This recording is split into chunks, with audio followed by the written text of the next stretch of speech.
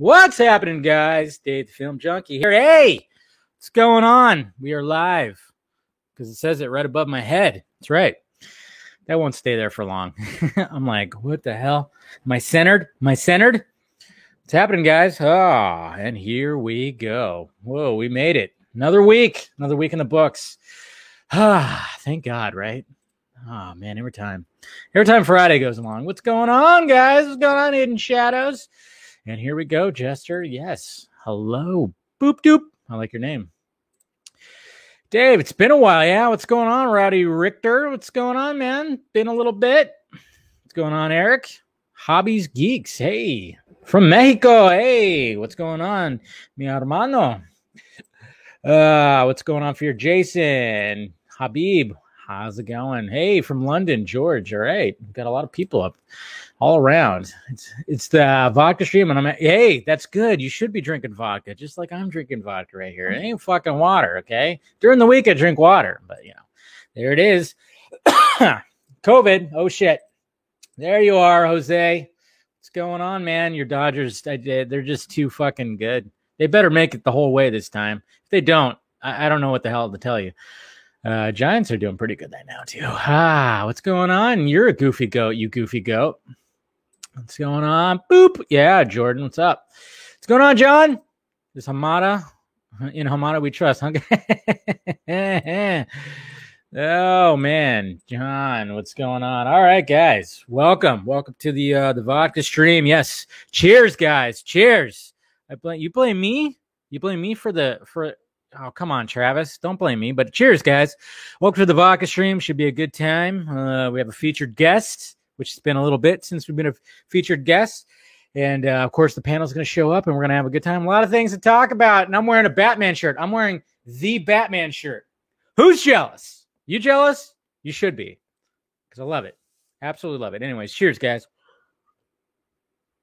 Wow, 4 a.m. Look at you. Look at you.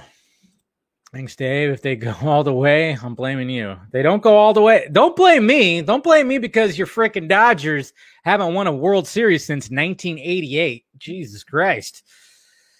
I don't know what's going on, man. They're not a playoff team. Yes, right. I'm a pineapple hater. You know what? When it comes to like flavoring, maybe I can give it a pass if it's flavoring, If it's flavoring. Cheers for the Batman. I know, right? Cheers to the Batman. I mean, Jesus Christ. We're all excited. We're all very excited that the Batman was, resuming production. And then all of a sudden, the star, not just a crew member, but the star ends up getting COVID. Fucking Pattinson, man, what are you doing? Nah, it's not his fault. I mean, it's nobody's fault. I mean, unless you're just completely reckless. I'm sure. I mean, anytime we saw him like out and about with his girlfriend, he was masked up and shit. So, but who knows? He'll be all right, though. He'll be all right. He'll be fine. He was wearing his mask. It just wasn't covering his face. You get it? You get it? Of course. But yeah, I know. It does suck. It does suck that it's the case. What's going on, Will? How you doing? Bennett, how you doing? Bennett, Tenet. Has anyone seen Tenet yet? No spoilers, guys. I'm seeing it tomorrow. Thank God. I'm seeing it tomorrow. I'm actually going to drive down to San Diego tomorrow to go see Tenet. Damn it. All right. The Diamondbacks just scored. Now it's 3-2 Diamondbacks. Come on. No, it's 4-2. Shit.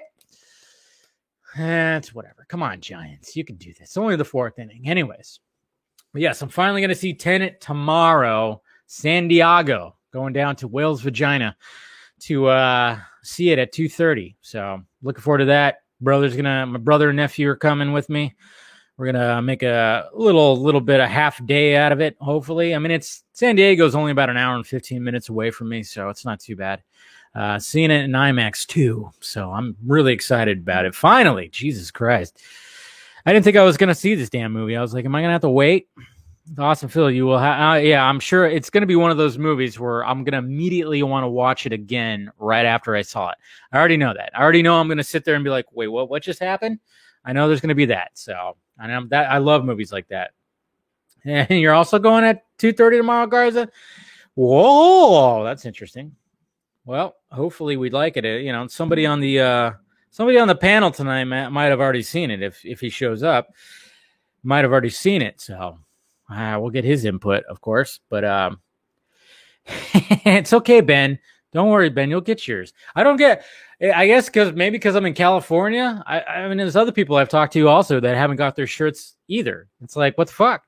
It was kind of funny too because I went on like a little Amazon thing where a little Amazon retail therapy session where I just was like, all right, I'm going to get that. And then 2 days later, I decided I was like, oh yeah, I got to get my Batman shirt. So I ordered the Batman shirt. Guess what came first? The Batman shirt. Really weird.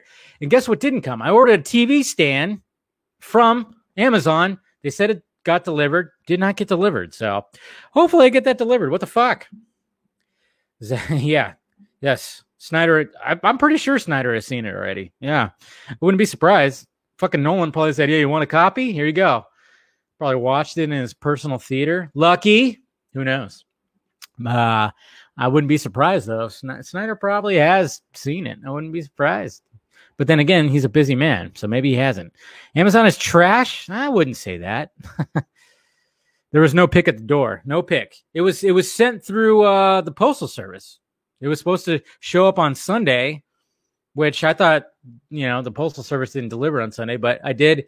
On Sunday, I did see the mailman show up, and yeah, he said it was delivered and nothing. So I'm wondering if he dropped it off on somebody else's doorstep or something. And those people were like, cool, we got a free TV stand. Yes. Awesome. I don't know. But I don't know. I hit up Amazon's customer service and they're like, okay, we'll send it out to you again. We'll resend it. I don't know. That's what they said. I was like, all right, cool. Thank you. Appreciate it. Do you think Matt Reeves has asked Nolan for any tips? No.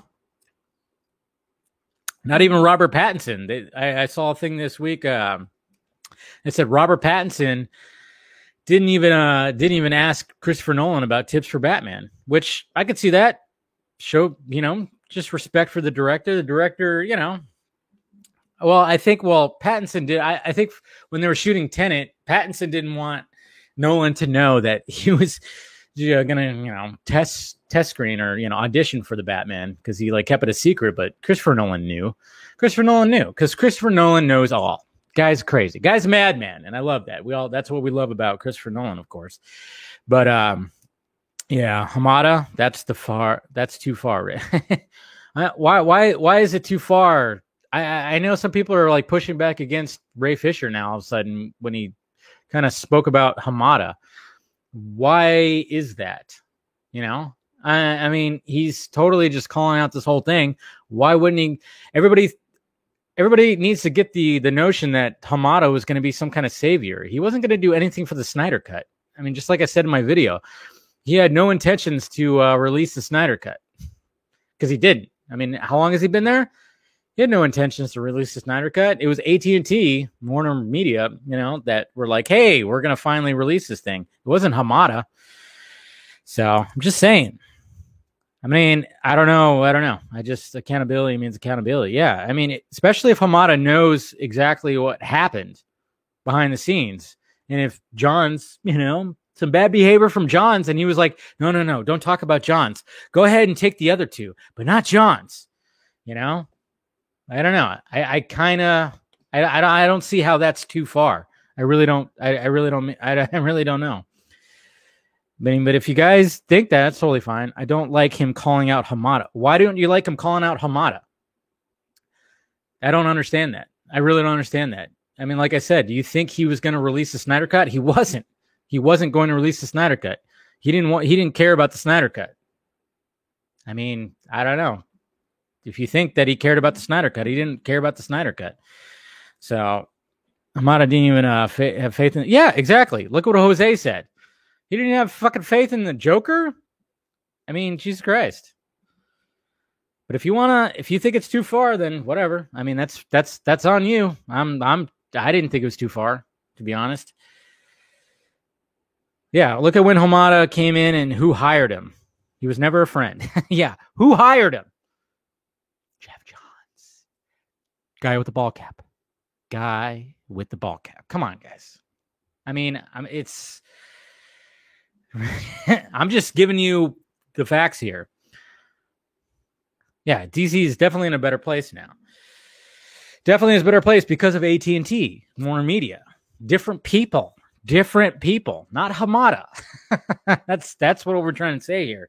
This Hamada was not going to be, Hamada was supposed to like, hey, let's move forward, which he did, with Shazam and stuff like that. I'll give him that, but but he was he was going to be no ally when it came to the Snyder Cut movement. That's for damn sure. Okay. That's for damn sure. So get that out of your heads, guys. That's just what it is. It's fine. It's perfectly fine though, guys. I'm not here to, John's hired Hamada. Yeah. And then John's lost his job to Jim Lee, and Jim Lee is great. In Jim Lee, we trust. You got to wonder. I kind of wonder what Jim Lee, how he feels about this whole thing, kind of makes you wonder, because obviously he's probably not going to say anything. Which is good. Does Jim Lee really need a comment on this? It's going to be interesting if he actually does. I don't think he will, but I'm just saying, yeah, it's going to be interesting. There's toxic Snyder fans. What? Did the chat die on me, or is no one talking? The chat is up and running, dude. What's going on, Joey? I'm seeing the chat. The live chat is definitely there, and we're good. Jim Lee was saying nice stuff. Oh, of course he's going to say nice stuff about Johns. Of course. And of course, Jim Lee is going to have the utmost respect for Johns, which is totally fine. I respect Johns for the work that he did. Okay. But when it comes to the movies, fuck that guy. When it comes to the title he was given, yeah, it just went straight to his fucking head. So that's where I stand on Johns. It's like, I respect the guy. I respect the guy for what he has given us. And I'll always respect the guy for that. And I'll always say, like, yeah, good job. I mean, Johns gave us some classic, iconic comic book literature. Okay. Totally did. But when it comes to the movies, yeah, that's where that guy just did not shine at all. So I just wonder what else is going to come from it. That's just me though. So, what, you're watching the Lakers? Oh yeah, there's playoff basketball that's going on right now, right? I'm not really into basketball, but I probably should be watching. I like playoff basketball though. It's always a lot more exciting. Should be watching that, instead of the Giants losing right now. But I gotta fucking support my team. But yeah, fantasy football is gonna be starting. Yeah, that's right. I swear to God, I'm not already shit faced. I'm not gonna. Hopefully, I won't get as shit faced as I got last week. I started slurring a little bit at the end of the Vodka stream last week. That's for damn sure. Woo! I got a little. Yep, football is definitely coming. I did my family fantasy football draft last night. Got me some Lamar Jackson, motherfucker. There's my QB right there. So I got Lamar Jackson, which is cool. That was a good get. I was like, all right, I'm gonna grab him because I was like fourth. I was fourth to pick. So and mainly people started picking running backs at first, but I was like, okay, fine. I'm gonna pick Lamar Jackson. Fuck it. So we'll see what happens with that. And I also got Gronk. I'm like, you know what? Gronk has something to prove. Okay, he's coming back. Him and Brady, they got something to prove. So hopefully Gronk does pretty good. And as a tight end, there you go. Base hit up the middle. All right, cool. You got Dak Prescott. I had Prescott last year. Hopefully he does pretty good. I don't know. We'll see what happens. But I also have another draft that's happening tomorrow with some mutual movie people. So hopefully I can get some good gets on that. Yeah, we'll see what happens. But yeah. For real though, maybe the Lakers are just fucking up or what? What's going on, LeBron? Is LeBron not doing well? Not doing so well? I know. It's like you got to wonder what's going to happen though when it comes to COVID, because aren't they going to have like the stadiums be at like 25% or 30% or something like that? They're not going to do what baseball's doing and just have cardboard cutouts, which is still strange to me, but whatever.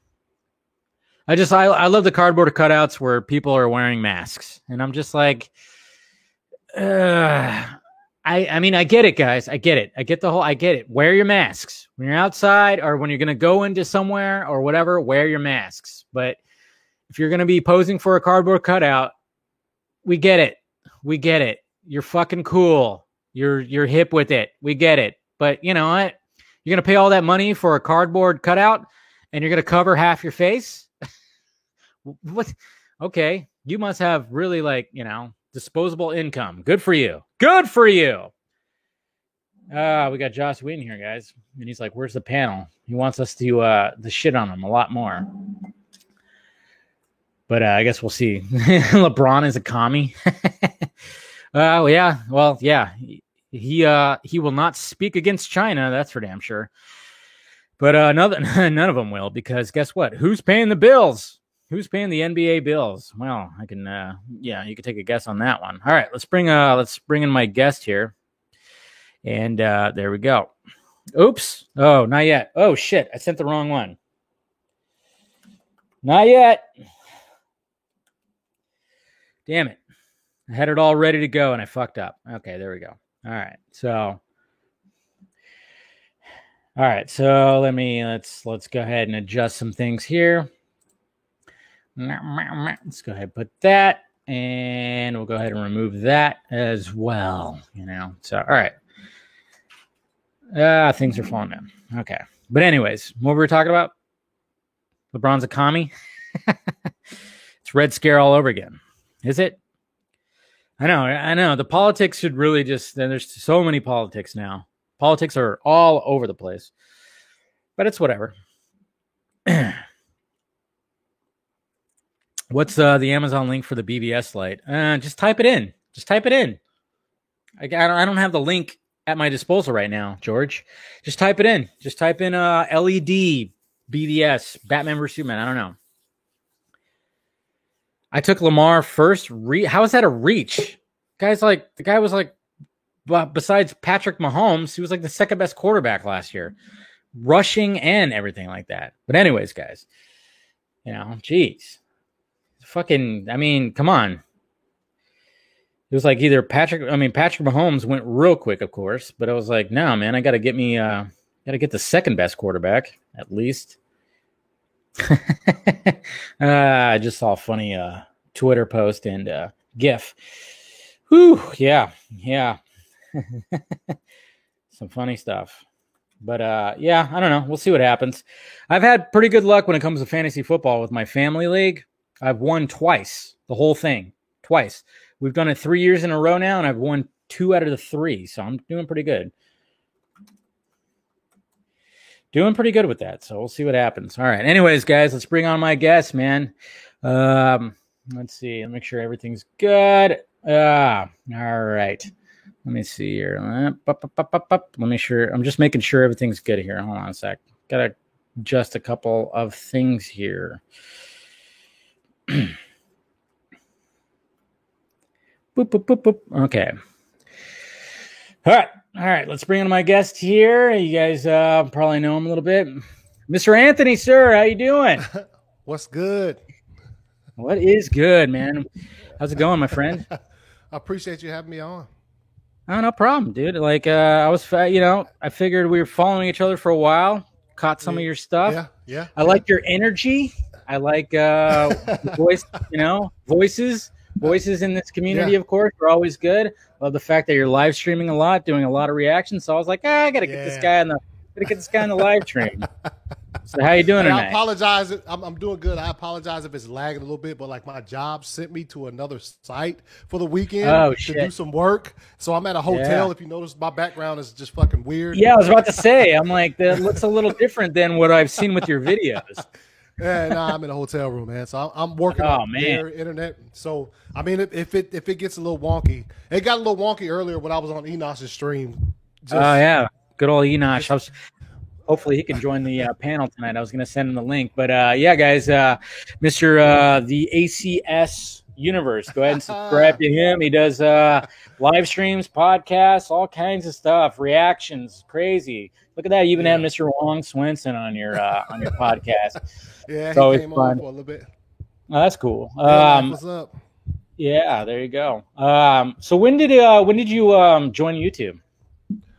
I like to say May 1st, 2017. Okay. It's either late April, early May. Whenever my first video I put up it's like a reaction to the first trailer for The Last Jedi. It looks like trash. But I will never delete it because I've come a long way since then, and I just want to keep remembering that. So no, it's like if you scroll. If you scroll all the way down on my YouTube channel, you'll find it at the bottom with bad lighting, terrible sound. It looks like it's disgusting. Oh, dude, you don't even know. My first video wasn't even in HD, dude. It was like, you got to keep those videos up. You got, and it's always nice to like, scroll down memory lane to where it was at once and where you are now. I mean, anytime that somebody asks like, hey, what does it take to, grow your audience and, everything with your YouTube channel? I'm like, it's just trial and error. Just turn on a camera, turn on a microphone and just do it. You're going to evolve, big time. I mean, I just recently got in, 1080p right now, like not even a month ago, or maybe it was a month ago. It's just all about trial and error. So yeah, you got to keep those videos up. So that's cool. So I got to ask, what did you think of Last Jedi? It's to me it's the weakest of the trilogy. I did a show with Ryan from Zebra Fett and them. He has a thing where it's called Star Wars Wars, where we get like two teams of two, and we go back and forth on some kind of Star Wars topic. And the one we did was me and this guy, me and Dawson were for the sequel trilogy, and him and Joseph were against it. So I enjoy it for what it is. I didn't come into it with too high expectations just because of the situation. And then of course the Rise of Skywalker was, JJ tried to tie up 9 movies, an entire saga in one thing. My God. So it was totally impossible. I know. I just, with the whole John Boyega stuff that came out, when I did my video, when I did my live stream about it, I kind of went off because it was just like, when Boyega, I respected Boyega for what he was doing, but at the same time, like when he said that they didn't know what to do with his character, but they knew what they do with Rey and Kylo Ren, I was like, no, they didn't. They didn't know what to do with any of those characters. It just seemed like all the characters, they were like, what should we do now? And because it just seemed like the whole Rey Palpatine thing was a last minute added, even though they said, oh no, we always had the course of that. I'm like, bullshit. It seemed like it was like a last minute thing, and so when it comes to all that, I don't know what they were trying to do really when it came to the new trilogy. It seemed like they should have mapped it out. JJ should have just never left. JJ should have just did the whole trilogy. That was what when we had that conversation, that my whole entire argument, the basis for it was you don't do a trilogy with 3 different directors at all. Because you remember Colin Trevorrow was supposed to originally direct the third one. Like, you just can't do that. In this day and age of blockbusters, you can't do that because you just can't do that. Well, so, I think they were trying to emulate what the original trilogy, because the original trilogy did have 3 different directors, but it seemed like George Lucas was there every step of the way. George Lucas was there, and he was, and a lot of credit goes to his wife at the time too. It seemed like she put some input in there too. And then when it comes to the prequels, it was completely George Lucas. And regardless how you feel about it, I can't stand Attack of the Clones. I'm sorry, it's really hard to watch Attack of the Clones. Yeah, but it still was consistent throughout. Those first, the prequels are all consistent. You could tell that is one director doing all 3 of those. And I'm just kind of wondering if they should have just had JJ, because it seemed like JJ was like, all right, I'm going to set this up. I'm going to set that up. And then, I don't know, Rian Johnson kind of came in and was like, let's try something different. And they were down with it, but it just, I don't know. I like a little bit. I don't like what they did with Finn. 100%. I totally back up Boyega. I don't like what they did with Finn. I think Rian Johnson didn't like The Force Awakens, I don't think. And then, so he made some decisions. But I think when you're talking about what John Boyega's, his comments this week, he says some things where I think, me personally, I thought he after the Force Awakens, he was happy, and then things happened after that, and then he comes back in that article and says, "Y'all stay off my boy JJ," because he didn't know he was. So I just get the feeling his problem was with the middle of the trilogy. And he just don't want to say it was with the middle of the trilogy, because he defends J.J. Abrams, so that's on both ends of the spectrum. That's saying I'm good with these two pieces, just not this piece. You know what I mean? Yeah, 100%. I mean, well, look what they did with this character in Last Jedi. I mean, when you talk about sideline, they got. I mean, I can't stand that whole Rose and Finn scene on the fucking on the casino planet. It was horrible. It was horrible. Like I was like, what is this? What are they even doing right now? I mean, it was just, it was terrible what they did with both of those characters and everything. But I don't know. We could talk all night about what's wrong with Star Wars. Where you originally at? I mean, you said you're on a business trip now, but where are you originally located right now? No, I live in Georgia. And so I'm 2 hours away, so I'm across the state line. I'm actually in Alabama, and so it's an hour behind. So that's and it's 2 hours. So when they told me I had to go, I was like, I really want to stream this weekend, so I can drive, so I can just pack all my shit in my car. So I can bring like my laptop and my camera and my lights and all of that shit. So it's not like a situation where I had to travel without all my stuff. And they wanted us to drive alone anyway, just because of the whole COVID thing. What do you do? I work for the Home Depot. Okay. And I travel and do things, so they had me come over here to take care of some, to help out, in other words. And so I was like, all right, whatever, it's extra money, so I'm not going to turn it down and shit. Yeah, you can't. No, don't turn that down. Where in Alabama are you? Like close to Birmingham. Okay. I put the hotel's address in my GPS, and I went from there. That's all. Yeah. Well, no, because I always, I was actually born in Alabama, which, a lot of people. I was born. Well, it was more the southeast tip, place called Fort Rucker. I'm an Army brat, so I was born on a base. Okay, I know where Fort Rucker is. Okay. Yeah. Well, Scott McClellan, of Squadcast, which he will probably be joining us later. He lives in Alabama too. So you guys are actually pretty close to each other right now. So, but yeah, everybody always gives me that little double take. Like, what? You're born in Alabama, especially being in California. Everybody just assumes you were born in California. Yeah, so when I say oh no, I was born in Alabama, they go like, what? And I'm like, Army brat. So that's what it is. But, okay, so when it came to DC fandom, I saw you did some reactions and stuff. I would take it you enjoyed yourself at DC fandom. Yeah, I did a bunch of live streams and things of that nature. Just, because for a long time, when I was doing this, creating content and stuff, like Justice Con, opened it up for me as far as. Because I did a lot of solo stuff. I might have had a few people on or whatever, but Justice Con came and I just was introduced to a billion new people. So, you know what I mean? It just started coming to where I'm like, hey, honey. Yeah. I'm live streaming once again. Yeah. Yeah. Yeah. And then DC Fandom pretty much all day streamed. Was able to do a reaction to Zack Snyder's Justice League trailer. And that's the only reaction I got, basically, because all the rest of the times I was like on a dedicated stream. But it was great, I think the Batman trailer showed us exactly what we needed to see from them, because we hadn't seen anything, and it was fire. And we, it was, and I'm sure everybody goes back to that Robert Pattinson beating the fucking brakes off of that goon in the trailer. So that's the highlight pretty much. But I enjoyed it, man. I enjoyed it. I thought I'm looking forward to what they're going to come with on or is it next Saturday? It's next Saturday. Yeah, I'm kind of curious of what exactly is going to be there. I mean, I know it's going to be more of the TV shows, more TV show heavy.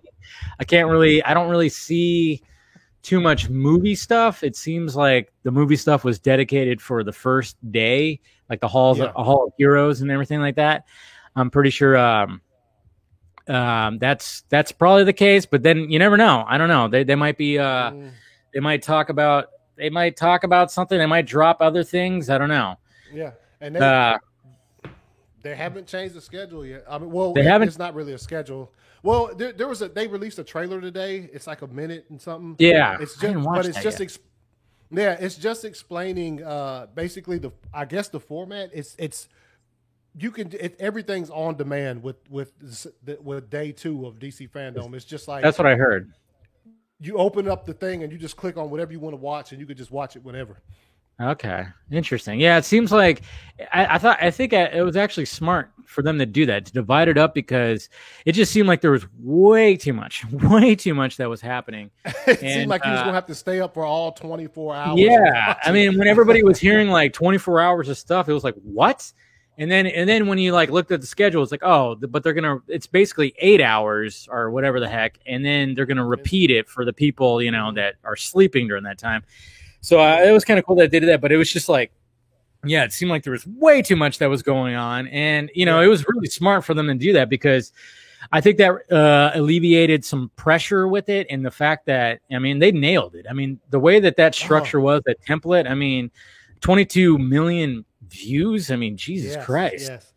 I mean, that's gonna be the template for future virtual cons, from now on. I hope they continue doing it. And I know people were saying that HBO Max Fandom was like, I guess they registered that name or something like that, and other people are using Fandom as a name. I'm kind of wondering, like, now in this COVID-stricken world, that who knows when it's going to ever alleviate, when is that going to go away? Are virtual cons just going to be called fandoms now? I mean, I think DC kind of came up with like a new name, and, obviously Comic-Con has always been something that we always, hear, and we know exactly what it is. Now it's like fandom seems like that's going to be like the second thing we're going to hear is, because other people are trying to do it. So, yeah.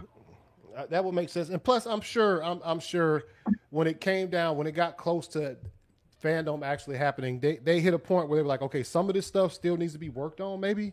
So let's split it up, and we'll because that's the big undertaking Fandom was. And it I remember early like streaming with people when we were waiting for it to start, and the site wasn't working good, and you kept having to refresh it, and then finally it came up when it was closer to time for it to start. But yeah, that was a big undertaking. So it's no surprise that they split it up, because some of that stuff could have worked for. Whoa! Somebody in the live chat just said Warner Brothers responded to about Ray. What? Whoa! Find that. What's going on here? What are your thoughts about? Okay, here we go. Oh, here we go. Okay, so let's bring this up right here. Okay, let's see. Yeah, it's they did respond, it looks like. Let's see here. Okay, let me refresh. Come on. Okay. Okay, let's see. The Wrap actually got it. Let's see what are your thoughts about what's going on with Ray Fisher and stuff? You loving it? Yes. Yeah.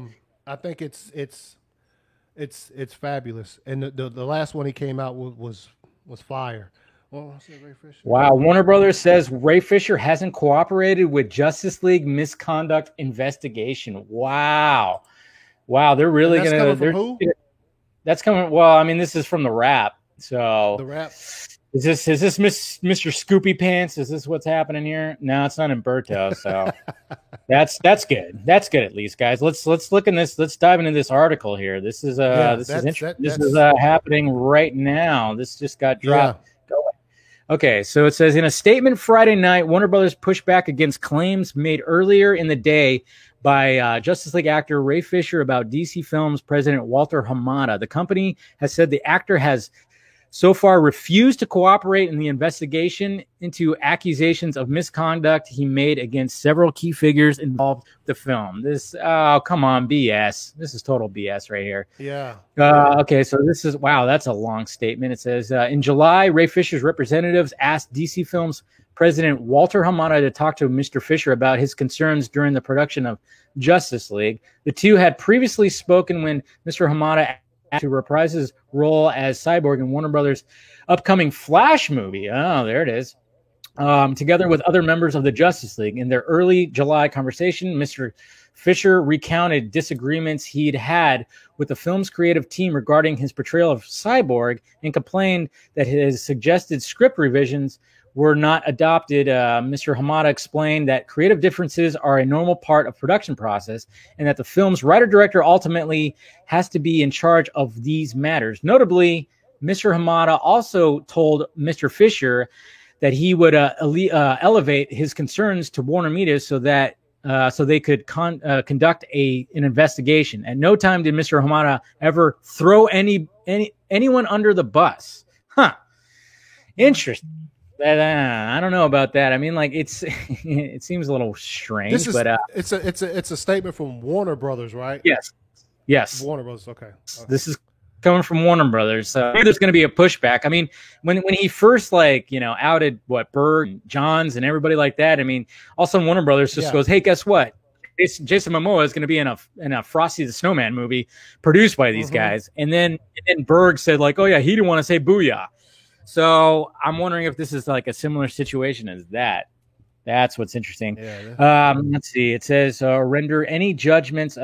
Any judgments about the Justice League production in which Mr. Hamada had no involvement since filming occurred before Mr. Hamada was elevated to his current position. That is true. He didn't join until like 2018.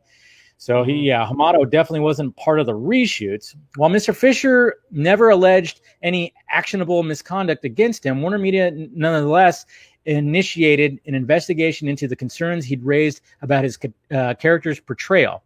Still not satisfied, Mr. Fisher insisted that Warner Media hire an independent third-party investigator. This investigator has attempted multiple times to meet with Mr. Fisher to discuss his concerns, but to date, Mr. Fisher has declined to speak to the investigator.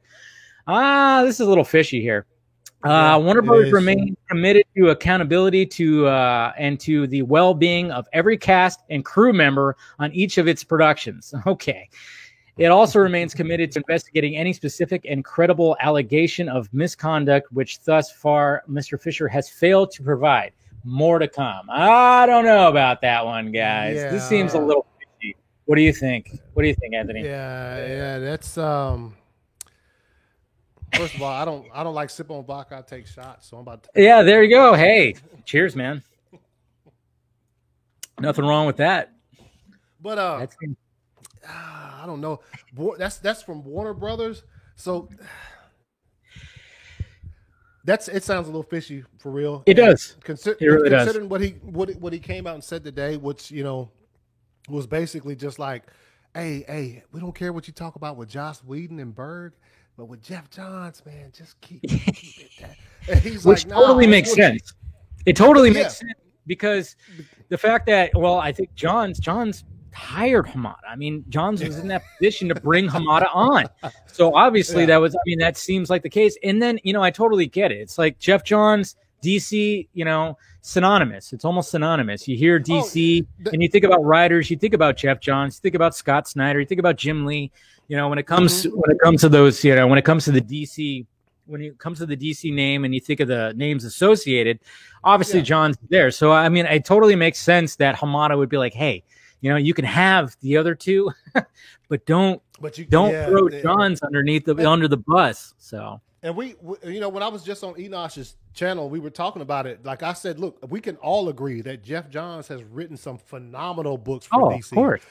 Yeah, but that has nothing to do with his performance and his how he has taking care of business as far as the other things go when it comes to DC film. So that's just, I can see that Geoff Johns wants to keep his job up there. So they're like, hey, Joss Whedon, we only had him for a little bit anyway. And Berg, they're just like, hey, take these dudes.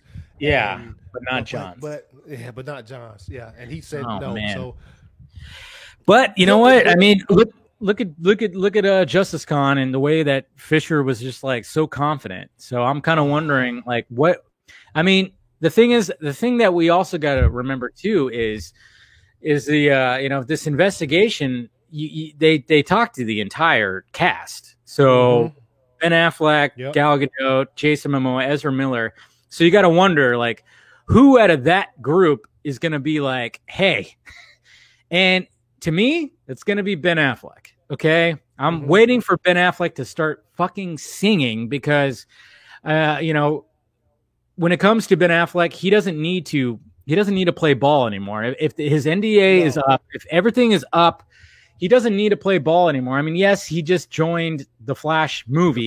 So I wonder if there's any going to be, there might be some complications with that. I don't know. But when it comes to anybody singing, I mean, as much as Jason Momoa would want to sing, and you'd think that he would be the perfect one to sing, but he's still, he's got his Aquaman 2 movie. He's got that fucking Frosty the Snowman movie.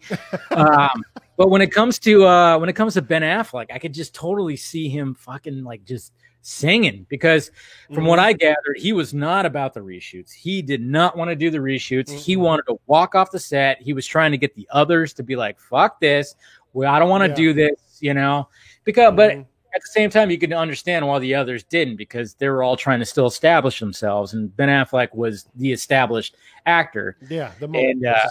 So I'm wondering when it comes to these investigations, like what's going to happen with the other cast members. Yeah.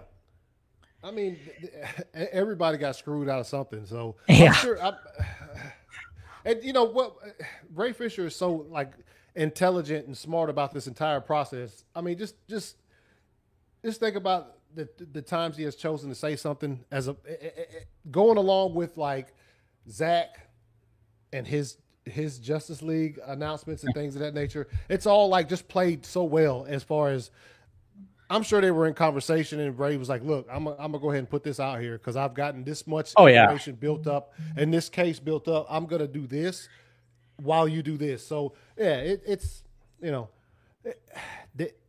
Ray, his shit's taken care of. You know what I mean? It's not a situation. It seems like it is.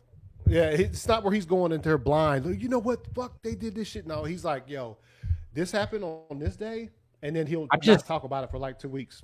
Yeah, I'm just wondering if he's got some kind of ace in the hole. I mean, he's got to have some kind of ace in the hole that's just gonna like blow this thing wide open, because just how confident he sounded during Justice Con, I mean, he was just so confident. He goes, "Hey, you want to come at me? Let's do this."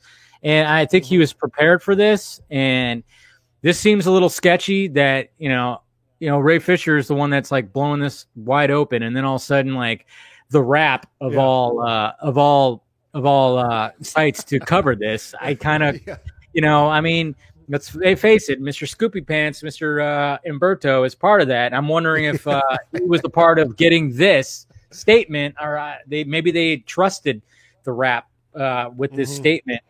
It just seems a little strange that they're just going to be like, oh yeah, well, I mean, their first response was, oh, he didn't want to say booyah. He didn't want to say booyah. And I'm like, well, yeah, because it's kind of like a dumb fucking, I mean, it was a catchphrase that's part of the cartoon. It wasn't originally in the script, so I could see that.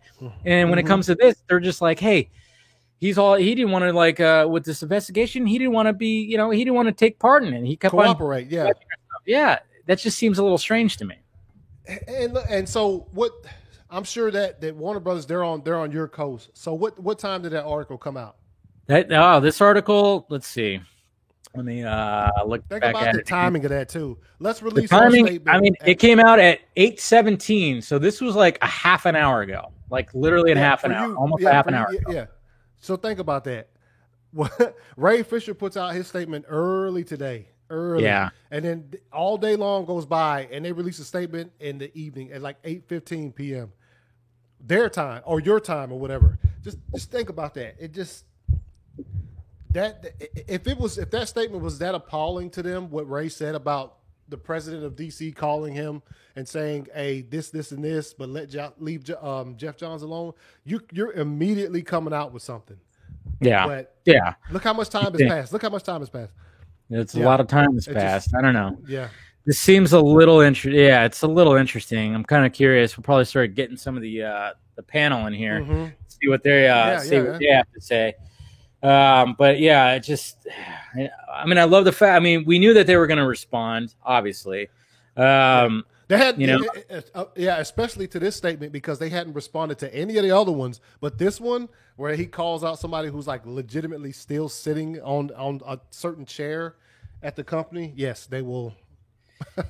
yeah, seriously. I mean, this stuff's just crazy. Like I said, I'm wondering what Ray has in his arsenal. I mean, he's got to have something. And I'm really, I mean, I think it would be very surreal if like Ben Affleck just was like, "Yep, you know what, guys, let's fucking do this. Let's do this." You know, and he just wants to like go fuck wild.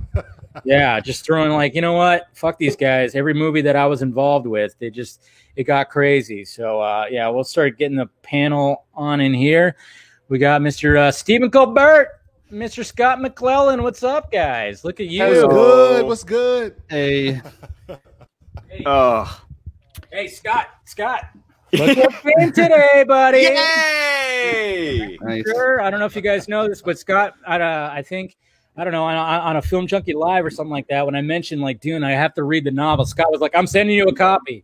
And sure, he came through. Hardcover, and I can't wait to read it. Man, I've been working through the audiobook, and even that's a bit much. I read that over a spring break a couple of years ago, and it's going to take me a little bit. I think it's. It was beautiful. It was. I love it, and I got to see the teaser tonight when I went to go see Tenet. Oh, you saw Tenet. Wait. They showed the teaser before your Tenet? Yeah. Oh wait, did you see Tenet 2, Anthony? Yes, it's fire. Oh, Tenet 2 is out already. No. Is that how long they delayed the first one? Yeah, they have a sequel already. Oh man, they didn't show it. Oh, they killing me. Oh, it's gorgeous. And of course, the funny thing is the teaser's all about on September 9th, we're releasing the trailer. Oh wow! So they're releasing it online, right? They're releasing it online. So the teaser was one of those trailers for a trailer kind of deals, but it looks gorgeous, and some of it and they even tell you in the teaser some of it was filmed on IMAX cameras, so it's just going to be gorgeous. Oh yeah, I mean I've seen some of the shots they've released, and it's just like, yep, the scope of this thing is the magnitude. I mean, Jesus Christ.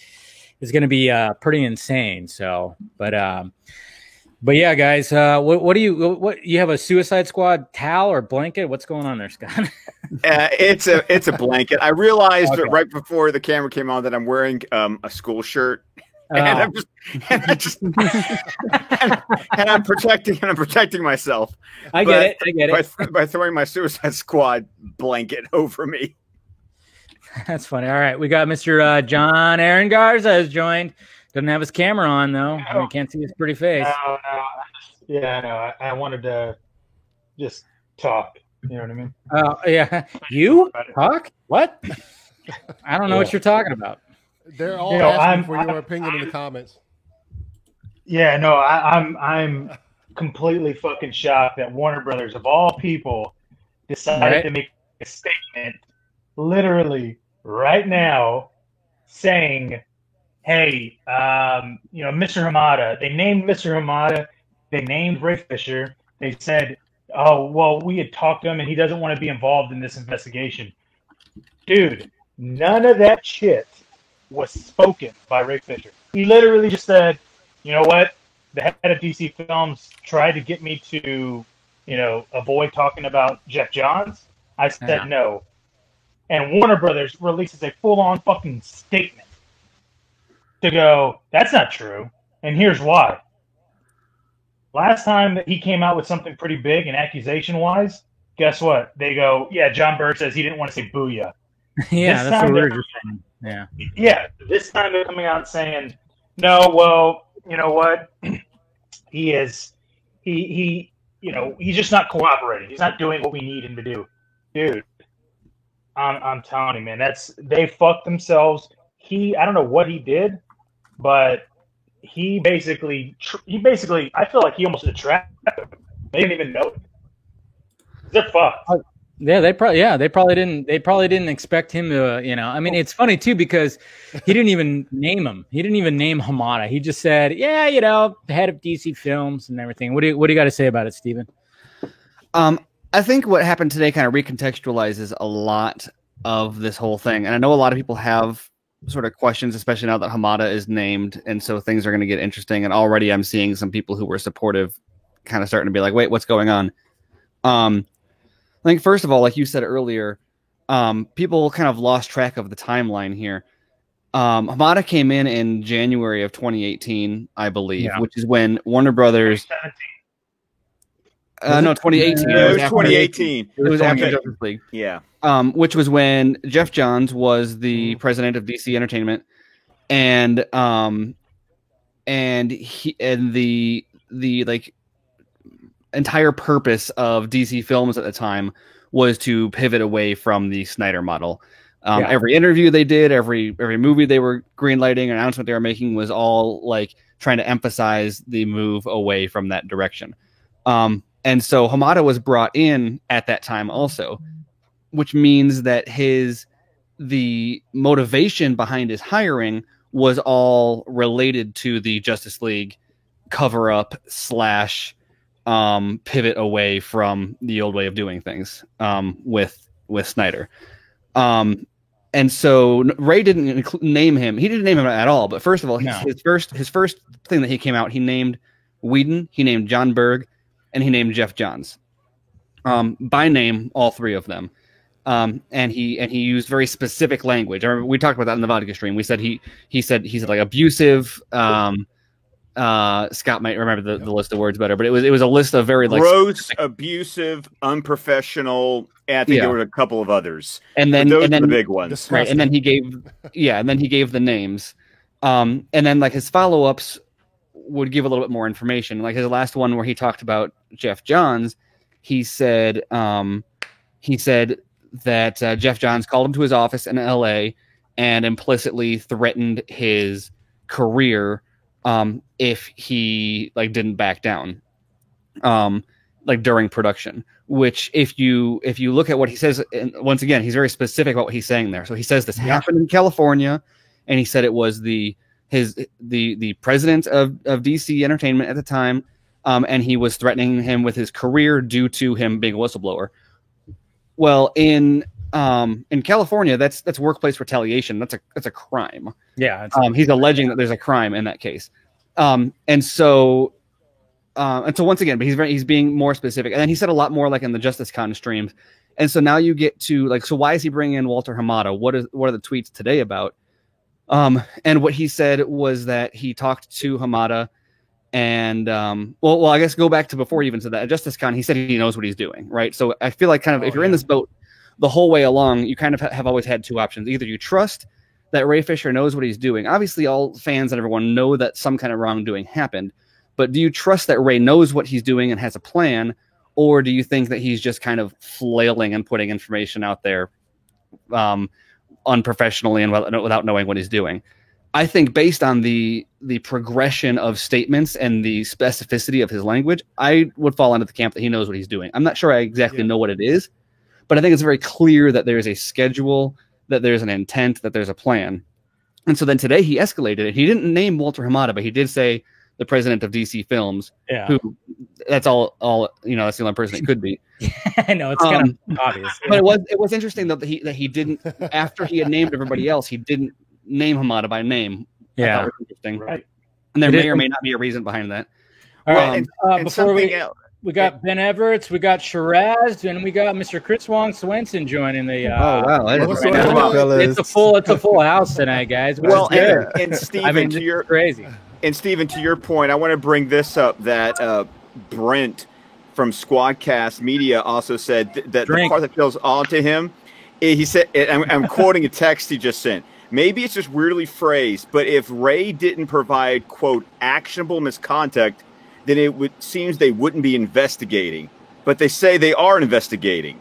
So it's like, so that seems like two things that seem to be conflicting with each other. Yeah. Right, exactly. Well, so you look at back, like before we get to that, to dive in further, so you look at what Ray was saying, and he's saying that that Hamada called him and basically said, hey, if you make this investigation just about Whedon and about John Berg, we'll play ball. We just don't want to implicate Jeff Johns. And I don't know what exactly the language was. It may have been implicit. It may have been inferred. Maybe Ray is extrapolating something out from that. But the impression that Ray got was that Hamada said, don't go after Johns, but we'll support you if you go after the others. Yeah. But so his tweet today then triggered a response from WB. Once again, there always needs to be a distinction drawn about the fact that we're dealing with multiple entities here. Warner Brothers is a separate entity from Warner Media, who is and AT&T. Warner Media is the one that's releasing the Snyder Cut and owns HBO Max and etc. So this is WB, and we already know what their press releases are like, right? We've seen this before. The Snyder Cut doesn't exist, and the Zack Snyder stepped down. Right. Well, and the whole anything from WB like about Snyder stepping down. The official stance has always been to diminish the reality of that situation. So, and then you look at like the language that they're using; it's all very deflective. It reminds me a lot of what John Berg said, where he said where they're belittling Ray Fisher. They're suggesting he doesn't know what it's like on a film set. He's too inexperienced to know what he's talking about. It was ironic because they said we told him creative differences are common, and that those issues should all fall on the writer and director. Which is like, well, yeah, it would have, but you guys replaced them. So you're saying the person who's being investigated for going against the writer and you supposedly they wanted to play ball, but then they're saying also like, oh no, all of these creative differences should have defaulted to Whedon. So like I was saying, ultimately it all comes down to like, do you believe that Ray Fisher knows what he's doing? I don't think he's an idiot. I think that he knew that implicating Walter Hamada as being complicit in some form of cover-up was intentional. If they're not going to conduct an internal investigation and he keeps on harassing them, hypothetically, let's extrapolate down what happens. Let's say he keeps on making statements like this and escalating up the chain of command and naming names and inferring that people are responsible for things like this. Eventually, it's going to be a lawsuit, in which case there's going to be a discovery period. There's going to be witnesses. People are going to be subpoenaed. If WB is not going to play ball Ray's way, he's going to just keep on saying what he's saying, either undeterred, in which case it's just a PR nightmare for them, or they're going to have to take legal action, in which case, like you want an independent third party, the government's going to come in and question everybody, and the whole story is going to be mostly public, at least. So, I don't know exactly. I don't know all the details of what he's trying to expose, but his strategy here and what he's doing to me seems very apparent. That he forced them to make a statement against him, I think, and that's a pretty successful thing for him to force their hand. Well, it seems like anytime that he like tweets out, I think he's probably asking somebody, is it okay if I tweet this out? It's not like he's just tweeting out. It seems to me like all his tweets are like carefully worded and coordinated. You know, Shiraz, what's going on? How you doing, man, my friend? Hey, man. What are your thoughts? I want to jump in because when the news dropped, I was like, this is something that I think all of us can shed some light onto. And Steven actually did a great job just kind of touching a lot of the basics, especially the legalities of it. But I just want to reiterate some of his own points that he made. And I think a lot of them ring true because everything Ray's doing, and I spoke to Ray a couple of times in the last few weeks, and everything he's doing is with a plan, like Steven mentioned. Like everything he's doing is calculated, and you wouldn't mention someone like Walter Hamada, knowing Hamada's status at DC, at Warner Brothers, without knowing exactly why you're doing it. But at the same time, you know, this is going to be a chess game. This is going to be something where the studio is going to have an answer for everything Ray wants to throw at them, and then Ray's going to be throwing stuff back at the studio. And, of course, we can get into Warner Brothers versus Warner Media and the exact details when it comes to this concept of the third, which I found the most interesting statement, is the idea of the independent investigator, you know? And when Warner Brothers did bring up the investigator, Ray didn't want to talk to that specific one. So I would love to hear Ray's side of that story, because I think there is a lot more to that than just what's written in a small press release. So I'm very interested in seeing how this plays out, but it's definitely going to play out, and it's not going to be something that's going to be done in the next month or two. It's just going to play out over the course of the rest of the year, if not longer. For sure. It's going to bleed into next year for sure.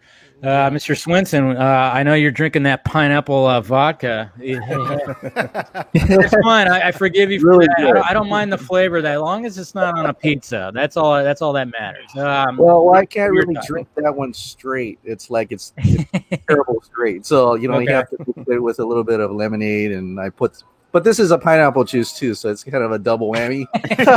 There it is. So thanks for letting me in. I know. I was like, "Oh, you're not invited anymore, Chris." You posted your bottle. I was like, "Nope, not happening." No, but what are your thoughts? What are your thoughts about what's going on? I am quite.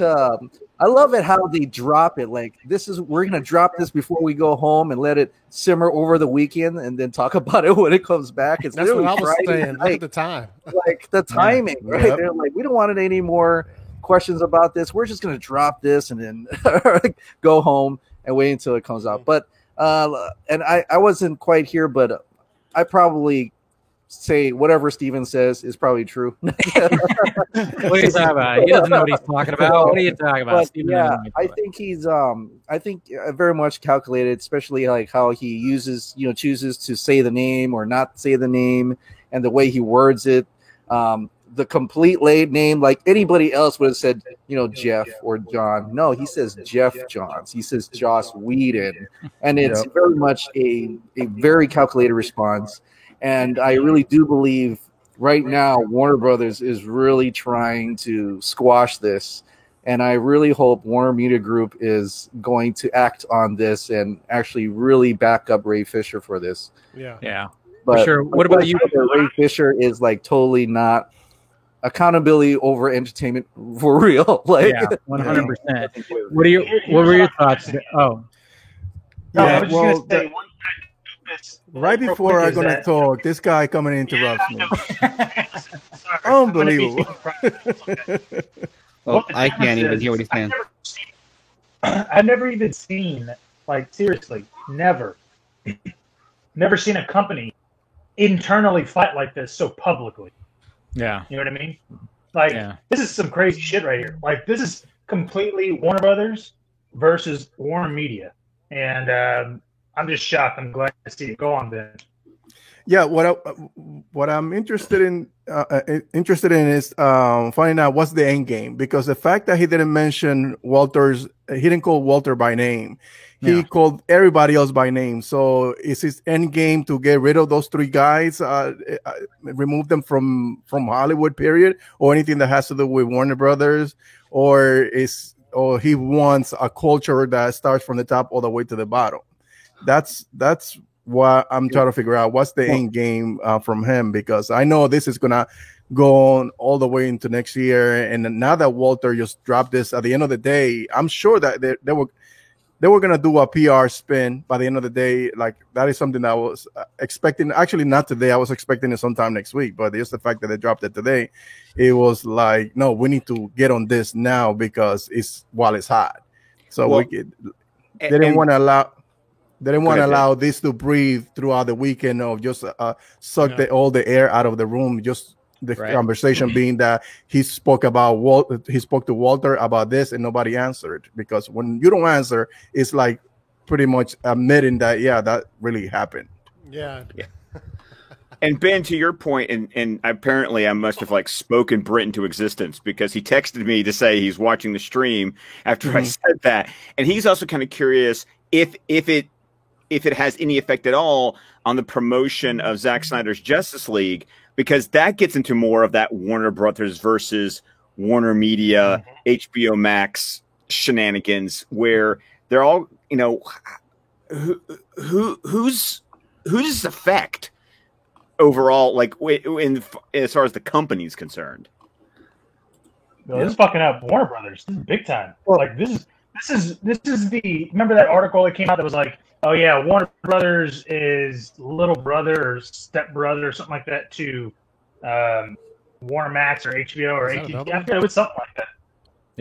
Yeah, the Hollywood Reporter just reported. And Variety's posted one as well. Yeah. I mean, it's all the same press release, I think. Yeah, right? Exactly. So WB is just going full court press against him. Absolutely, and they should because of they're fucked right now. And like I said, well, I think they're in a panic. They're in a panic. Well, and I think the thing that needs to be kept in mind, so we were talking about, why did he name Hamada? Like they said in the press release, Hamada wasn't there for the reshoots. He had nothing to do with anything of this as it was happening. Like, he came on after the movie was already released. So why is Ray naming him now?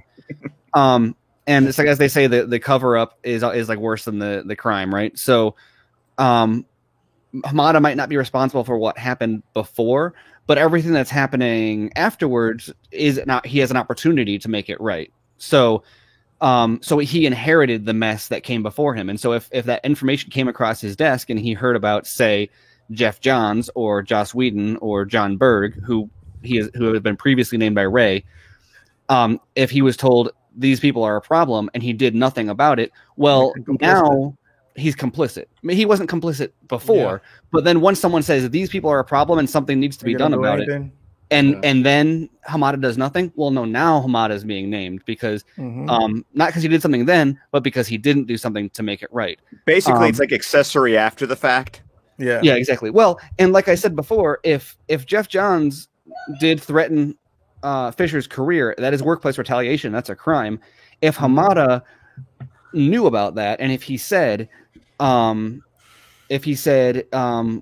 it was that he did that gave Ray the impression that he was going to offer up, okay, let's go after Whedon, let's go after Berg, which when I read the press release, my interpretation is that the investigations that they said they tried to start where Ray wouldn't cooperate with the investigator, connecting the dots and giving Ray the benefit of the doubt, my assumption is that the investigations didn't include Whedon, and that's why he refused to talk to him. You mean Johns? Sorry, did not include Johns. Because that would connect to his statement. Yeah.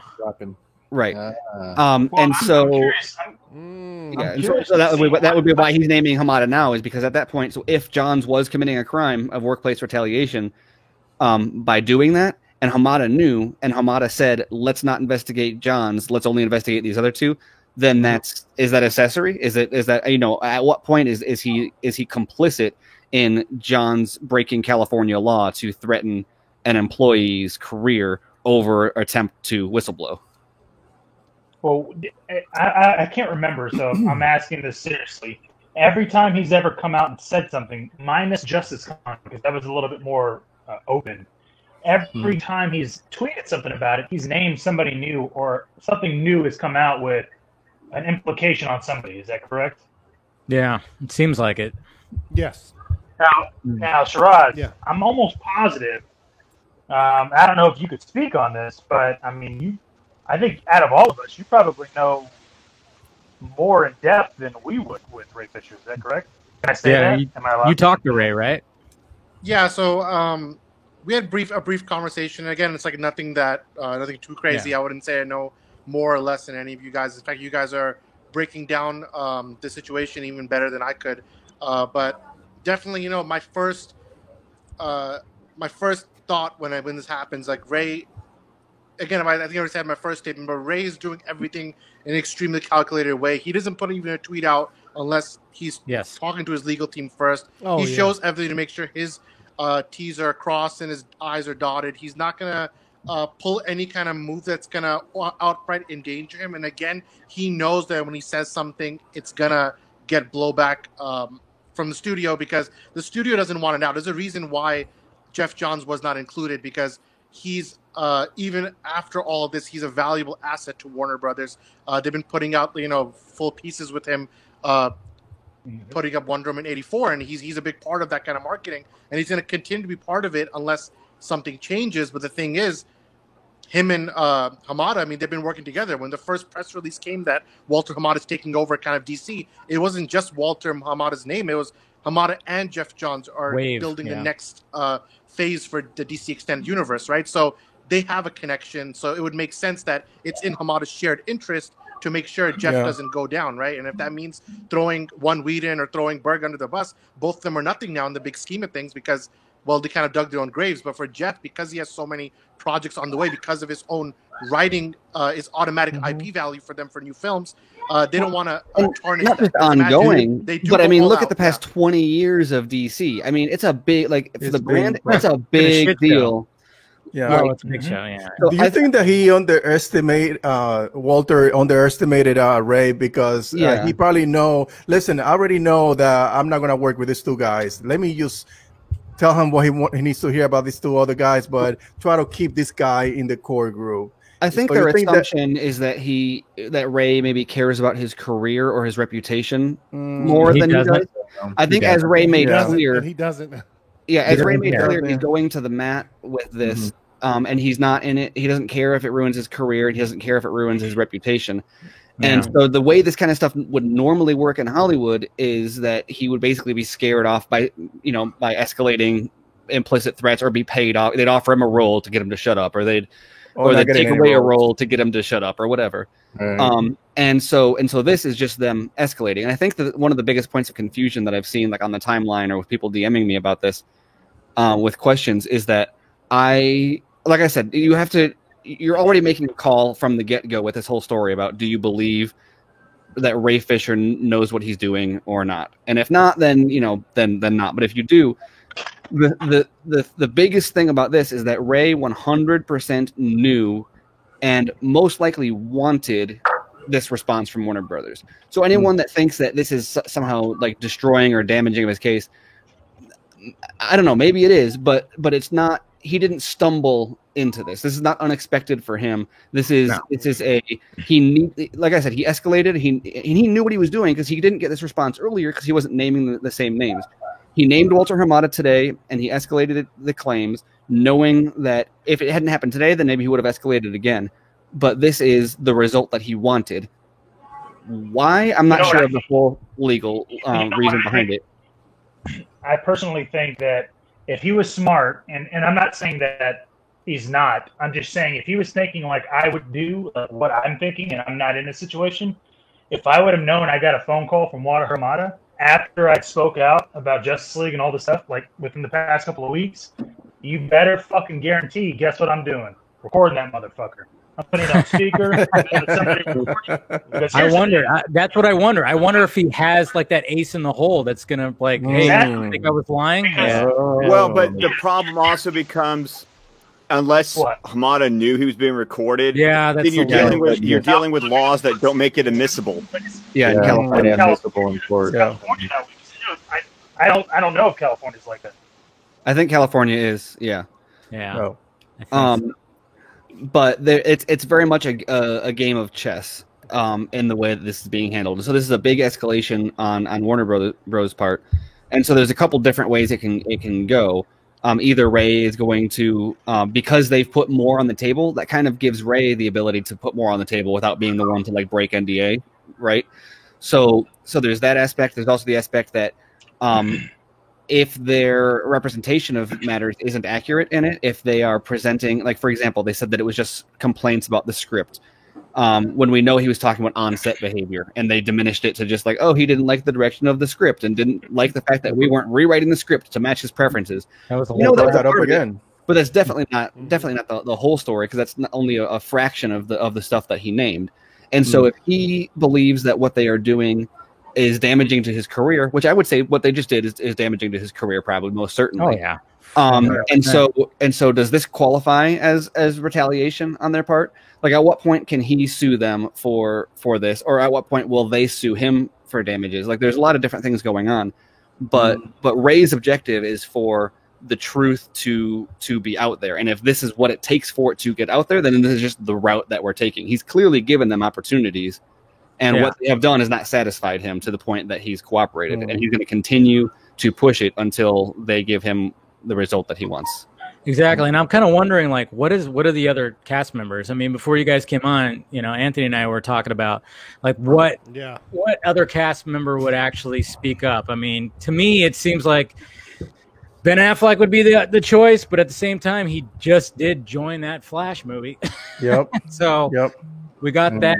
I don't know. Like, what do you guys like? Chris, what do you think? Who do you think? Like, would you think like any of the other cast members speaking up? And obviously, there was an investigation that happened, and they all probably got contacted and all probably said something. Oh yeah, right. Yeah, I think there was an article that said that there were multiple cast members and crew members who were interviewed. Right, in the investigation. I think Ray. Oh, that's what I'm a little bit confused about, because I think Ray said that there's an investigation started. I think that might have been his last tweet, or did he say that at JusticeCon that there was an independent investigation? So I'm confused. I think it was a tweet where he said like, he was talking about after the investigations of cast and crew, I think, or something like that. Wait, that investigation, they announced that there was an open investigation about a week or 2 weeks ago. That was released on behalf of Warner Brothers, correct? No, that was it. Said Warner. It said Warner Media. Warner Media. And once again, that's where we get into the semantics of Warner Media. This statement is specifically from Warner Brothers. Yes. Mm-hmm. Right. So we got to remember. What I'm trying to get at is that they release a statement that there is an investigation going. So Walter Hamada coming out with a statement saying, yeah, there's an investigation going, and he has not been playing ball with the investigation. It makes him look bad if that's the reality of it, if that's true. Even though if the investigator came to him and just say, okay, you know what, I want to investigate just these two individuals, and Jeff Johns is not part of this, which probably like Steven said, probably that's what's the case. That's probably why he didn't want to talk to anybody, because he's going after those three individuals. If you're not going to come at me with information that can eliminate these three individuals, I just don't want to talk to anybody, because they were all complicit. So I think it's more or less Warner Brothers doing, like, basically hiring their own team. Going, that's what I was kind of wondering myself. It's like, did they hire their own investigator? Yeah. So in that statement, they're going, yeah, he's not complying with our investigation. But the way you read so that was the point before, yeah. If you're general audience, you're reading that going, why isn't Ray complying? Well, he's complying with Warner Brothers. It's just he's not complying with Warner Brothers.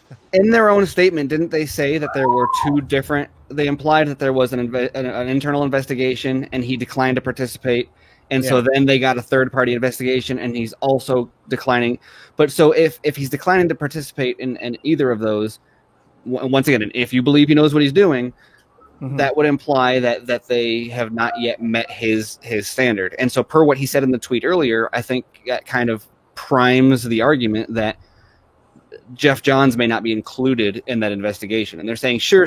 We'll dig into everything that happened, just not with John. So that's the article that was before. That's the one that we're talking about. And of course, WB isn't going to specify that, because it's a press release. The entire purpose of this is to give a slanted opinion. Like this is not like their come to Jesus moment or anything, which I think some people are. The press release said, it's like, no, the press release is literally just them covering their ass. So they're gonna like for example, we know for a fact that he said that the behavior on set was gross and unprofessional. And then in WB's statement, they were like, we know he had some issues with the script. And it's like, okay, so now you know that, like, you can't take any of this seriously, because it's being all diminished to, it's the same thing as John Berg. It's the booyah. Exactly. They're just saying he didn't want to say booyah. It's doubling down on that. Yeah. That's what I hate. I hate the fact, because go ahead, Anthony. Go ahead. Well, both investigators that they sent his way, both probably said the same shit. They were both like, yo, let's get on Joss Whedon. We can get on Berg, but Jeff Johns, we can't fuck with him too much. So there's no telling the time difference between when they sent those two investigators his way, but they both probably said the same shit since they came from the same direction. And he was probably like, nah. So that gives Warner Bros. the perfect. He didn't participate with the investigation just because he wasn't down with what they were coming at him with. Yeah, I don't know, man. It's this thing seems like it could get messy, but I don't know how drawn out it is. I mean, obviously it's probably going to last all the way till next year. That's what I'm wondering exactly. I mean, just thinking about the investigation part. I mean, when it comes to Ray and I'm trying to think where I'm going with this thought. Because I had something and all of a sudden it just shot right out of my head, and now I'm just like, wait a minute, what was I trying to say? I had a point and now it's gone. But no, I think when it comes to the there's obviously there's two different investigations that seem to be going on. When it comes to Fisher not complying with, I mean, obviously if there's an internal one, like you said, Steven, that's going on, I mean, obviously I could see him not wanting to comply with that one. But if it's like the one that him and his legal team are a part of, he's going to be, I mean, like you said, I mean, these tweets are not by mistake. They're coordinated. They're written out perfectly. And like you said, he didn't even mention Hamada's name. He just said, DC Films president, blah, blah, blah, and it's all, it's just kind of interesting that he dropped it today, like right before a long weekend. That's an interesting little factor too. But Maybe that's just me. I don't know. Well, he triggered the response from them, and it's interesting. I think they dumped it out tonight because like it gets it on the record, but also avoids the publicity of drawing. Because as many of us know from like Twitter interactions and stuff, if you respond to a troll, you're just giving them a spotlight, right? Yeah, exactly. And so they're slipping this out Friday Night News to respond to it because they can't leave it unaddressed, but they don't want this getting attention. I think a lot of things, especially people that don't believe him, are keep on saying like he hasn't actually said anything. How are we supposed to believe him? He just thought that Joss Whedon was mean, and that's all he's complaining about. And like that's fine. As Ray said, like that you don't have to believe me now. You'll understand when it all comes out. I think that the thing that can be most definitively stated, whether you agree with Ray or not, is that he's committed to sticking with this until the truth is all out. And so I think the point is that if he has to be a martyr to this cause, I think he made it very clear at Justice Con he's willing to fall on that grenade. Like that, exactly. He has a belief, he has principles that he believes in, and it's obvious to me that he's committed to that. So anyone who's like, oh, he's screwed himself, oh, he's never going to work again, or he's never going to get a job with Warner Brothers. Go back to Justice Con. He pretty much stated he was okay with that. Yeah, right. That's actually not a concern for him. Right. At least not the way that he stated it. So it's like, no, whatever it takes to do the quote the right thing, that it seems to be his commitment ever since he started talking this summer. Mm-hmm. Right. I think Warner Brothers have to be very careful with the language that they use, because when I was reading the report that came out this afternoon, was that he doesn't understand how the process, this is how it works, and that's a fine line to walk, because the thing is that in this climate, whenever you say something about somebody who's of color and they have and they complain about something that is unjust, you got to be very careful how you want to approach that, because there's been many times where sports, basketball players, football players say something. There's always somebody who say, "Oh, pick up your basketball and dribble." So you don't want to say something that's gonna be along the lines of that. Oh yeah, they got to be careful. Yeah. They have to be extremely careful with that, because when I read that, I was like, that kind of feels in the same on that tone, but not really. But anybody could just pick that up and say, you know what, you can't be telling this black man, that this is how it's supposed to work, or this, or just go and act and do your job. It doesn't work that way. He has a real concern, they have to be extremely careful whenever they put out a statement. Also, and also everybody on every side of this issue, for the most part, almost everybody is thinking with their fan brain on about, like, they're thinking about how is this impacting Ray Fisher's career and whether or not we'll see him as Cyborg again, or look at how much Jeff Johns has done for DC, or he hasn't actually revealed anything. Like, how are we supposed to take him seriously? Like, even the fans who believe him, like, let's be frank, are believing him entirely on or mostly on faith. There is some stuff that we know about what happened on set. And I think the thing that everybody needs to keep in mind when you like sort of turn off your fanboy brain a little bit is that this is a process, and whether you believe Ray or you don't believe Ray, this is not going to be done until we go through the process, and each step is going to build on the last. And so if you go through his tweets from the first one up to this one, the entire purpose is to build a narrative, but also it's a slow escalation in order to force a response, whether that response is going to be giving him the kind of investigation he wants, or whether the response is going to be to file suit against him, or to make public statements and take the entire thing public, like WB is starting to do here. Who knows what the actual where this will end up, and if they will find a way to resolve this behind closed doors or what. But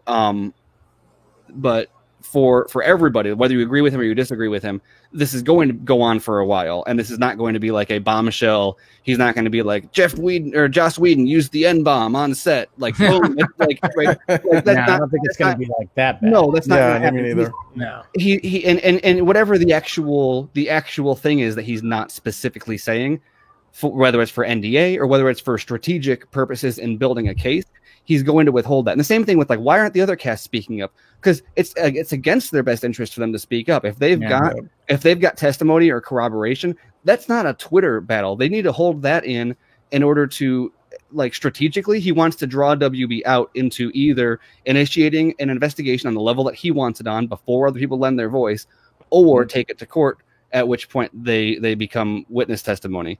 From an argumentation or a strategic purpose, to just put everything out there on the table, that's not going to get what everybody wants. And so until then, we're going to have fans using their fan brains lining up on both sides, yelling about, I believe Ray, and people saying like, I believe Geoff Johns. And really, well, it's, support, you're going to support or don't support him or whatever.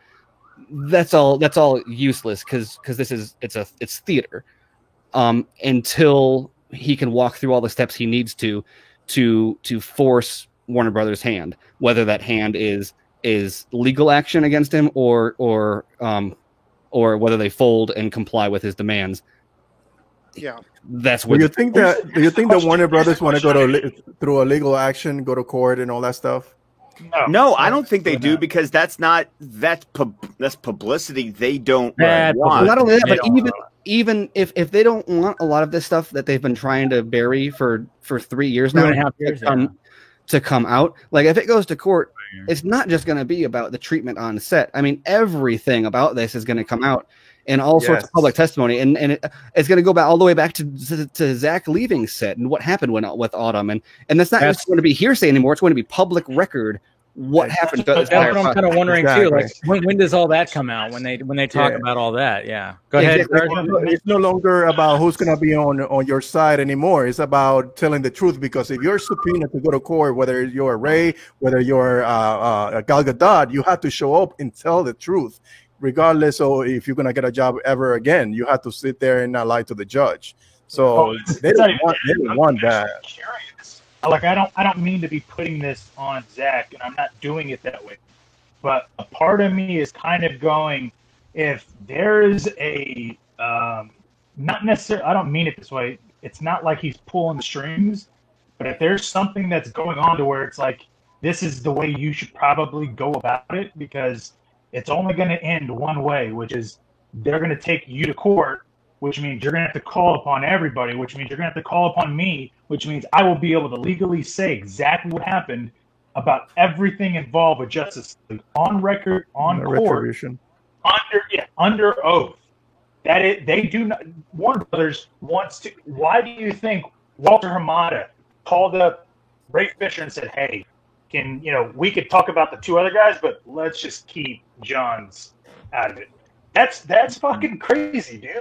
That is next level shady bullshit. And Warner Brothers, that's not the first time that this shit had probably happened. Guaranteed, because guess what? Whedon was brought in by Geoff Johns and John Berg. So why is Walter Hamada okay with basically talking shit about Geoff Johns or Josh Whedon and John Berg? And he's going, yeah, but we have to protect Geoff Johns. Dude, this is not the first time this has happened. I guarantee you. And that's what I'm saying. I'm not making it seem like Zach is a part of this, but my thought process, if I was behind the scenes, I would be like, look, Ray, you want them to do this? You want them to take legal action, because guess what? That is whenever I'm going to have to get involved. And guess what? When I get involved, they're royally fucked. I'm just saying, dude. Seriously. I know when it comes to, I kind of wonder, like, how much of does Snyder know about this? Like, Shiraz, what do you think? Like, when it comes to Snyder being involved in this, how much do you think he's in the know with all this? I can't say how much for sure he's in the know. I do know that I'm pretty sure that, we do know this. I think that Ray Fisher did at least ask for Zach's blessing before he started this. Like, listen, this is going to impact anything. And when Zach said go for it, that at least gave the blessing to pursue it. I'm not sure if Zach is anything more than a confidant, like just to kind of bounce ideas back and forth. I don't know if he's going to be involved in legal process or not. Obviously, that's the last thing Warner Brothers wants. They don't want to get to the point where all this is going to get public. So they're going to keep trying to do everything. And like we've been using the motif for a while now, and it's probably the last point I make before I jet, but the motif of a chess game. It's to be a very long, drawn-out chess game. And I feel like the timing of everything is important to notice because when you think about it, one of the chess pieces might not be the biggest one, but it's the court of public opinion, and it's getting people on your side slowly. And Ray still has that battle specifically with Geoff Johns because people can get over Joss Whedon because he has so much prior things that were public. People can get over John Berg because he's just a guy in a suit executive. You can always make a villain out of him. But people have a very hard time getting over Geoff Johns because they read the stories and they associate it. So everything's about timing. And I feel like it's not a coincidence that things got escalated after the big GQ article with John Boyega, and even though it's not the same situation, they had that back and forth exchange on Twitter. And that gave him a sway again in the court of public opinion. I feel like that swayed people towards him. That listen, even John Boyega is like ready to go to give that sense that they're on the same side, and that gave him the moment that if I'm gonna pull something this week to kind of push my case forward, I would do it in the same week that John Boyega made headlines because of his story with Disney. So I think that's part of it. I think slowly, while it's not the most important thing, I feel like an internal battle we're seeing is this. Geoff Johns' reputation over 20 years of comic book writing versus Ray Fisher coming out in a time where Hollywood is looking more deeper into or taking more consideration into, what actors of color are going through. So it's a very interesting back and forth, and it's going to be, again, it's going to get uglier. I'm pretty sure it's going to get uglier over the next few months before it gets better. And that's not even talking about the legality part, which will get really ugly. So it'll be interesting which chess pieces people move first. Obviously, them putting out their statement late on Friday night is to stop a weekend's full of coverage only covering Ray's story. So now you have to put Warner Brothers statement in every single article. So that's something to think about, and I'm gonna leave here, guys. So nice talking to you. Oh no, we appreciate it. Good to see you, buddy. Thanks for joining and giving your input. Appreciate it, man. Take it easy. Have a go. I'm gonna keep watching. All right. You better. I keep on seeing two things that are kind of frustrating. One is the people who are fans of Ray that are like, Ray, stop it! I want to see you as Cyborg again. Bigger than that. Stop it! Don't ruin it. I want to see you as Cyborg again. And you got to get over that. Because Ray, as Ray himself says, accountability is bigger than entertainment. And so if you're gonna take him at his word for what he's saying went on here, then you got to get over. You got to stop putting him showing up in CGI pajamas again over his desire for justice here. And the other one is that it keeps on getting characterized as he's mad because they were jerks to him, or they were mean and he's mad. And I think per Ray's own claims, it's way bigger than that. That's such a disingenuous, gross characterization. But also we know even from stuff that Ray hasn't talked about yet, the Wrap reported back in either late 2017 or early 2018 that part of what happened with Justice League was that it very, very clearly should have been delayed. Even if Snyder was being kicked and Whedon was doing things, it should have been delayed. And according to the article from the Wrap that everyone has gone unchallenged until now, or not even now, but just nobody's ever had any reason to doubt it. It says that the decision to not delay the movie was centered around the fact that if it wasn't out before the end of 2017, then the executive bonuses wouldn't pay out the same. And then with the AT&T merger on the horizon, those executives that were at risk of not getting those bonuses might no longer be with the company before that payout even happened. Which is pretty shady. And then in his initial allegations, Fisher even said that the executives utilized the situation with the merger in order to do some of these things as well. And so this goes beyond, and like I said, also with his claim against Geoff Johns, that's workplace retaliation. That's a crime. So this is more than Joss Whedon yelled at him on set. We're talking about people skirting the law in order to hide things from AT&T. We're talking about people committing employer crimes in the state of California. Books, probably. Yeah, exactly. Like we're talking about all sorts of things, and like some of these are like, quote unquote typical Hollywood practices. But like there's so much more going on here than like Joss Whedon yelled at Ray Fisher on set. And like if you're going to say that, you're just being grossly, like you're being intentionally ignorant about the subject, and it's borderline trolling. So that's really all I have to say about that angle. But your point about it being typical Hollywood operating procedure behavior, but I feel like, isn't that Ray's point that it shouldn't be, and we should stop it being typical Hollywood behavior? I mean, there's a Harvey Weinstein was typical behavior, right? Right. I mean, screw that.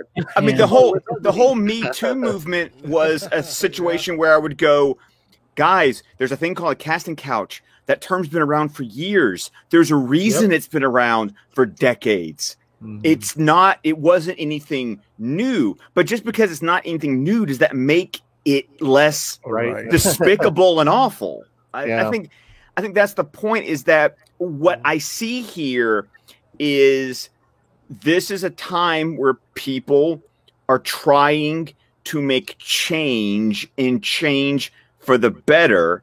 And people who are in charge don't like change because it upsets the status quo. And so what we have here is a whole bunch of people with a whole bunch of unknowns going on. And it just instinctually makes everybody nervous as a cat on a hot tin roof. Yeah. Well, and look at where we are in the history of the industry also is it's right now is when everyone's saying, like, no more. Like that's what Boyega was saying about like things need to change for the future. That's what the whole, like you said, what Me Too is about. And with AT&T coming in and getting Warner Brothers, there's so much culture change. That's like the number of people that have been fired from Warner Brothers that were producers that were just kind of like on retainer because they knew stuff that like Warner Brothers was just like holding on to them because like you have a ton of like Brett Ratners and guys like that who it's like, why are they even like, why is there a deal with them anymore? And people who just kind of are like caught up in that and the like self-feeding kind of Hollywood system who are like known bad people. And so the fact that it's normal is not a justification for it to continue, but B, like, what a better time to change. You've got the social movement to change it, but also you've got a company who is outside of Hollywood coming in and making an acquisition and making these changes to streamline the executive structure to get rid of the bullshit. And Ray is capitalizing on that and being like, okay, as you do that, look at these other cultural issues that are a problem here that they really tried hard to cover up. Well, we got to remember too. Okay. For instance, Anthony, what happened at Comic-Con that year when Ray Fisher ripped off his shirt? What did he have underneath it? I love Zack Snyder. Exactly. So when that whole thing happened and they kind of like used that, like, I don't know, when you think about the tragedy that happened, he walked off. And all of a sudden, like, we're hearing different things. Like we have people behind the scenes like telling us stuff like, oh yeah, he was essentially fired, this, that, and this. But they kind of like use the tragedy of like, oh yeah, he's got to walk away, he's got to do this. I mean, to me, it almost seems like Fisher wants to also uncover that bullshit too, not just like, the stuff that happened with the reshoots, but I mean, just like maybe the stuff that was happening during the initial principal photography. Right. We know that Johns was already trying to fucking, change the script and punch up the dialogue with stupid fucking jokes. I mean, we've talked about that. Yeah. I mean, the fact that like my source has even said that he would never buy a Jeff Johns book again. The fact that, and he was there for the initial principal photography. That's what I wonder if, like, it's not just the reshoots that he wants to uncover. It's what's happening during the principal photography. And like I said, there's bigger questions. Like, there's questions from, like, was the DGA regulations or basic agreement respected from pre-production through to post-production? And were all of Snyder's rights protected and respected? All the way down to accounting and corporate decision-making in relation to the AT&T merger. Like, there's a lot of different things that were going on there, and we know that at least on some level, lots of wrongdoing happened. Yeah. How much of it rise to a criminal level? How much of it rose to a level that deserves an investigation? We don't know, but Ray says that it's worth it. So once again, like, are you going to trust him and just kind of follow this to see? If you don't have enough to make up your mind, that's fine. Like, we're not saying like you need to be like full blown, you know, Ray Fisher supporter and be convinced that like Justice League was eating babies and like that's fine. Like, if you don't have enough, you heard that too. If you don't have enough to get behind Ray Fisher, like that's fine. But like, just keep in mind, like we're in a process here, and even if you support him or if you don't support him, this is not done, and nobody should act like all the cards are on the table yet. And you know, you don't. You know, don't show your cards or put all your chips on the table until you know where it's going. So, like, if you need to sit it out, then fine. Like, you know, wait until you see or hear what you need to see or hear to pick a side. And like that's all well and good. I know that from my perspective, I've seen enough to know that Ray knows what he's doing, and I believe that he's doing it for a reason. And so I can't say why fully, and I can't and I you know, even when this press release comes out, like I have my doubts. Like, how much is Ray overplaying his hand? I don't know, but I do know that I'm going to be supportive of what he's doing until the end. And maybe the record will come out and it'll show like, oh, he's mad because Joss Whedon made him eat a peanut butter and jelly sandwich and he wanted ham and cheese. Like, you know, and then we'll know. But we need all the answers on the table, because at this point, with the amount of insanity that has gone on with this movie, I don't think it's unreasonable to say, you know what, people need to know exactly what happened. And then everyone can make a decision for themselves. But to try to make a decision about definitively what happened, whether you agree with Ray or you don't agree with Ray, fans that think they have it all figured out need to be patient. Fans that think that Ray is full of it need to be patient. The point is that we are in a process, and we got to watch it play out. I think it's also a case where if everyone could just take a step back and watch, it's like you said, it's going to come out. So whatever we believe or don't believe is not going to have any relevance to the facts when they come out about what it ultimately ends up being right in the end. Yeah. Or true. I know you get into semantics here, but what is the truth? I should say, what happened? Especially if you think Ray is full of it, especially if you think he's full of it, you should want to see all the cards on the table. Exactly. Right. Exactly. Yeah. I think if you believe that everything he's saying is true, then like fine, that's probably enough for you. And you've already judged Warner Brothers. We know plenty of fans are beyond convinced that like Jeff Johns sold the full plan to Kevin Feige and all of that. Like, we know there's all these conspiracies about stuff like that. And people have already made up their mind. But for the people who are like, oh, he's just mad because Whedon made him sad or they were mean to him, like those are the people that should be the most supportive of an investigation and the most supportive of whatever action is necessary to find out the most amount of information. The goal here is not for everyone to stop talking. The goal here is for everybody involved to talk as much as possible. Yeah, and that's what Ray's doing. Exactly. I mean, the fact of the matter is, we're not going to know exactly what all happened. Obviously, we're just outside. You know, we're just the audience. We hear what we hear. Yeah. Huh? Just I said you might. I was on the set the whole time. I was hiding on the desk. No, but I mean that's one of the things that we got to consider. I mean, that's the fact that when people just like automatically take sides. I mean, you see the bias. You know, it is kind of interesting when you see like a certain group like, oh, I'm gonna back, John Boyega. Fuck yeah, man, take it to Disney, and then they go, fuck Ray Fisher. What is he doing? You know, and it is kind of weird when they like. It's like, wait a minute. I mean, I know it's not the same situation. Believe me, like when I did my video about, or when I was live in the John Boyega situation, it's definitely not the same thing. And there was things I disagreed with with the whole Boyega situation as well, but. It's definitely not it's definitely not similar, but at the same time, we're like, we don't know. Yes, of course. And there's people like, well, we're just gonna like trust everything that Ray says. It's like, well, some of us might have been in contact with people that that we've heard this stuff. I mean, that's the thing. Is there any way I can prove this? No. I mean, obviously not. But when I hear multiple things about certain individuals, I'm gonna start believing these people, especially since I've trusted them with a lot of other things as well. I mean, that's the thing. It's like, yeah, you could take it or leave it. You don't have to exactly take a side. We could wait till the the evidence comes out. I don't know, when it comes to these investigations, I don't know how extensive they're going to be and how public they're going to be. I mean, sadly, seems like nowadays everything's public. I mean, when you talk about certain things, like when Hollywood, Jesus Christ, I did not need to know that Amber Heard shit the bed. But that's just me. I think they look different at her when she reprises Pearl. Well, everybody poops. Yeah, I know. When you think about that kind of stuff, I think that's an interesting point, though. That was bullshit anyway. Dogs that took a shit in the bed. Okay? I think now that you bring her up, though, that's an interesting point that I've seen a lot of people point to. Yeah, Amber Heard.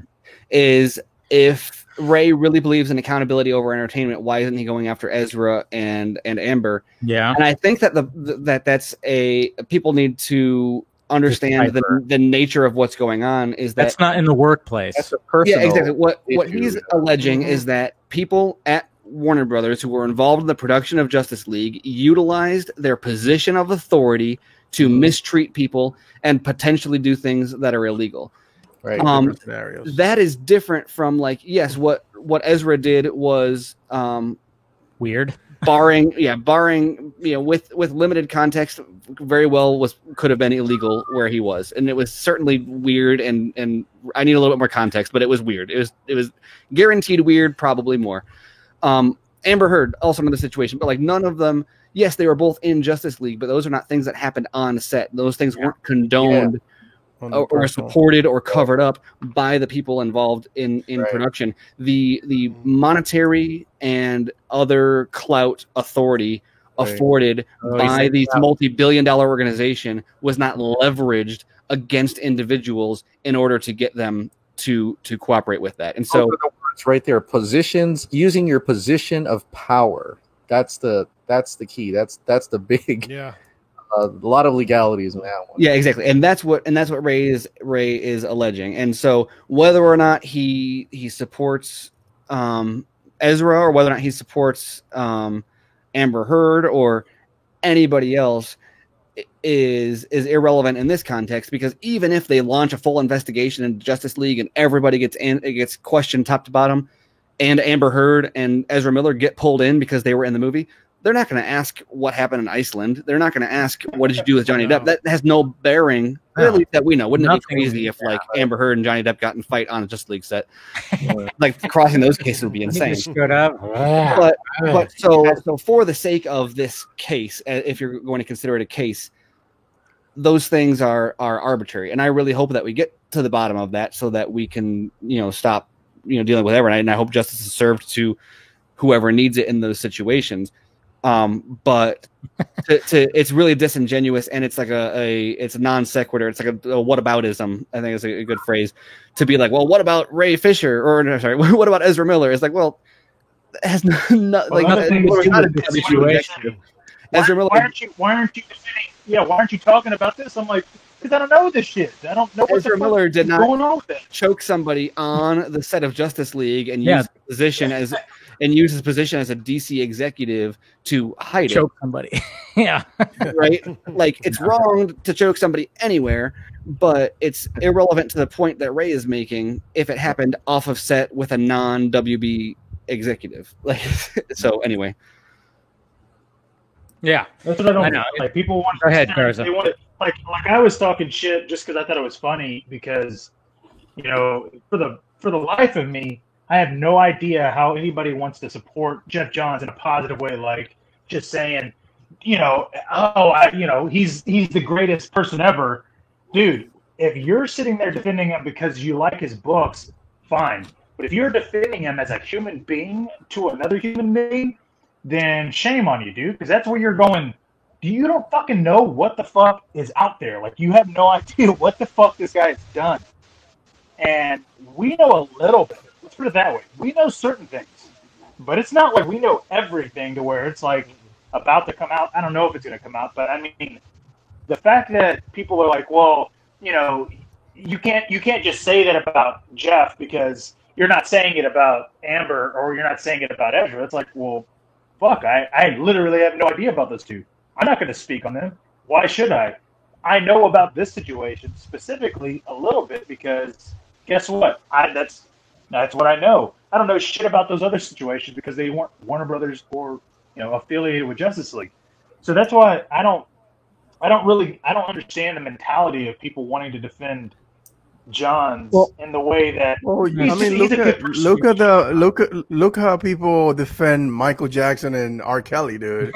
that goes to show you that people they're gonna have their followings, and no matter what you say to them, they're still gonna continue to support them. I don't find this shocking at all. Yeah. One of the most. Because it reminds me of Dave Chappelle when they're having a fake court thing. He's trying to defend Michael Jackson.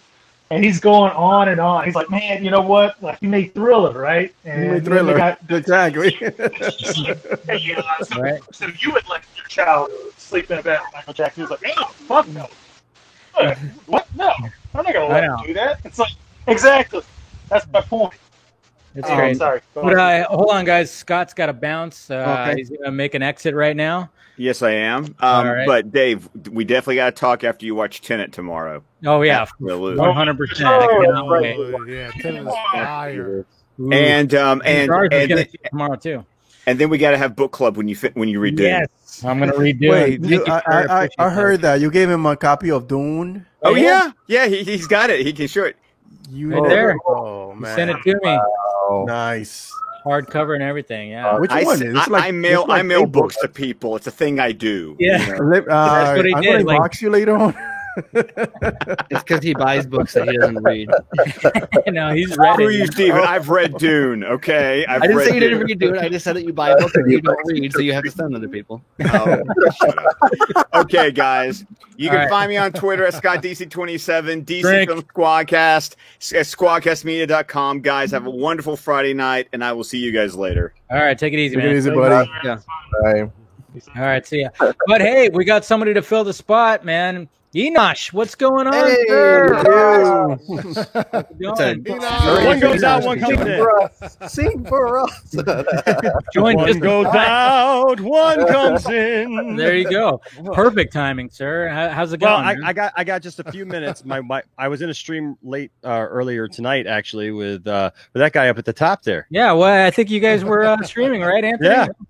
Yeah. Anthony was in my stream, and so I told my wife, I said, hey, I got a link to go be with these really cool guys. Can I just have a few minutes and then we'll watch what we were gonna watch? She's like, yeah, because she's cool like that. So that's what are you gonna watch? We're watching tonight's episode of Lower Decks. Or last night's episode of Lower Decks. I kind of enjoy it. I was like, I don't take it too seriously, so I kind of enjoy it. But we also just I finally got to watch The Boys, and so I'm halfway through the first season of The Boys. So good.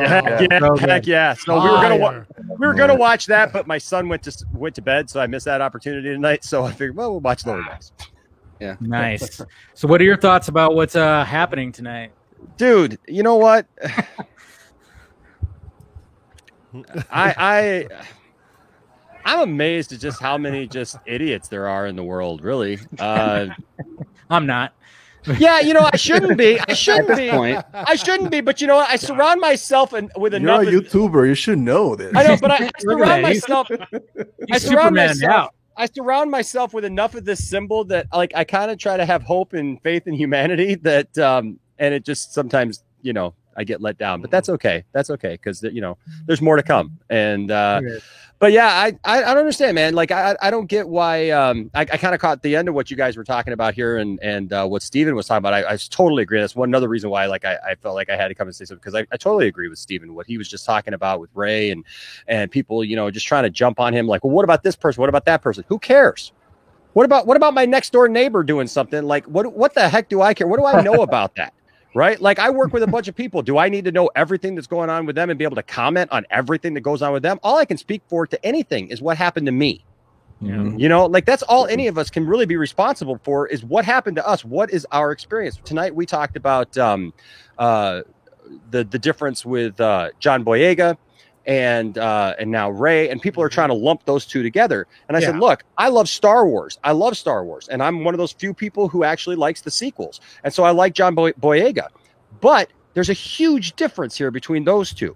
Like just because they're both black, just because they're both members and supporters of Black Lives Matter and they're advocates and stuff like that, that does not mean that they fight for the same things in every aspect of their life.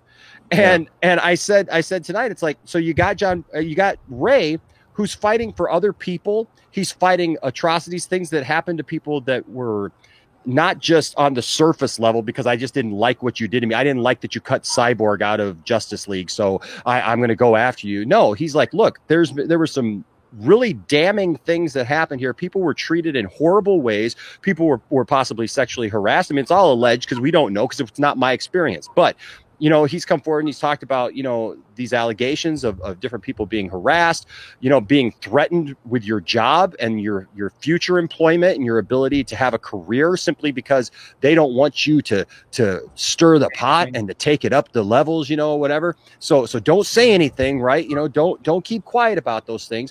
And this is a guy who it seems like every week now, he reiterates the fact that I don't care what you do to my career. You can't hurt me. I don't have anybody besides me that I got to take care of. As long as I can take care of myself, I'm fine. And I love what he said today, man. Just coming out today and just like, oh, for those of you, by the way, who have a problem and you don't get that, you know, what's going on, let me explain it for you. And just the way that he's doing it, he's obviously he's creating a story. He's helping people to understand, so it doesn't all just come out at once and catch everybody by surprise and like, oh, what the heck was that? People are now waiting to see what is next. What little bits and parts are we going to get next? So that when the whole story comes out, we can all look at it and go, yeah. Or we can look at it and go, no. But I'll tell you what, the more that comes out, it looks like, yeah, this stuff is true. And I stand with him. Now, when you got John Boyega, on the other hand, he didn't like his experience in Star Wars. Yeah, it's a totally different thing. Yeah, you can't lump those things together. He doesn't like the fact because he thought he should have been a bigger star in the movie and whatever. And you know, last year he was like, you know, when they asked him if he would do, you know, Disney Plus, oh, I'm not doing a streaming service. Well, then I don't know what to tell you, because the other big stars are doing it. Other people are doing it. You know, like it shouldn't be beneath you, you know? Yeah. And so like, as much as I like John Boyega, I don't like that attitude. And I don't think it's the same thing. You got one guy who's fighting for people's rights and fighting for something that matters. And you got another guy who just didn't like the fact that he doesn't get a bigger role in a movie.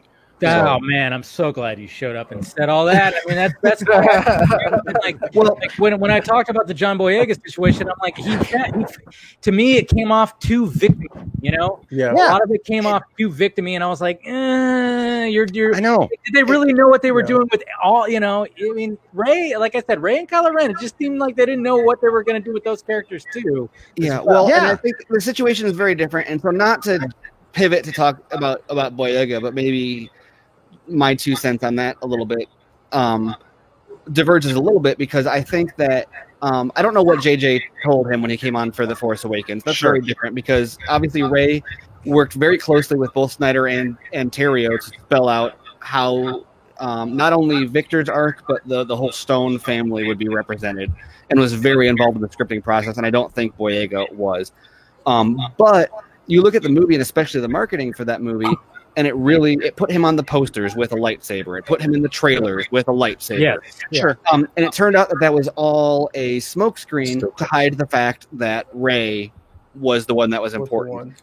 And then the next movie, instead of being like, okay, here's his chance to shine in the same way, Finn never reached that level of, he peaked, I feel like, with that lightsaber moment, and it was a tease that let him and a lot, like I've seen, if you think back to the video of him, the trailer reaction that he did with I brought that up tonight. I brought that up tonight. And so like to see how hyped he was, and to know that he got like his Star Wars action figure signed by Harrison Ford, and then you watch that trailer reaction where he like loses his mind because of the money shot of Finn with the lightsaber, and Finn is on all the posters with the lightsaber instead of Rey.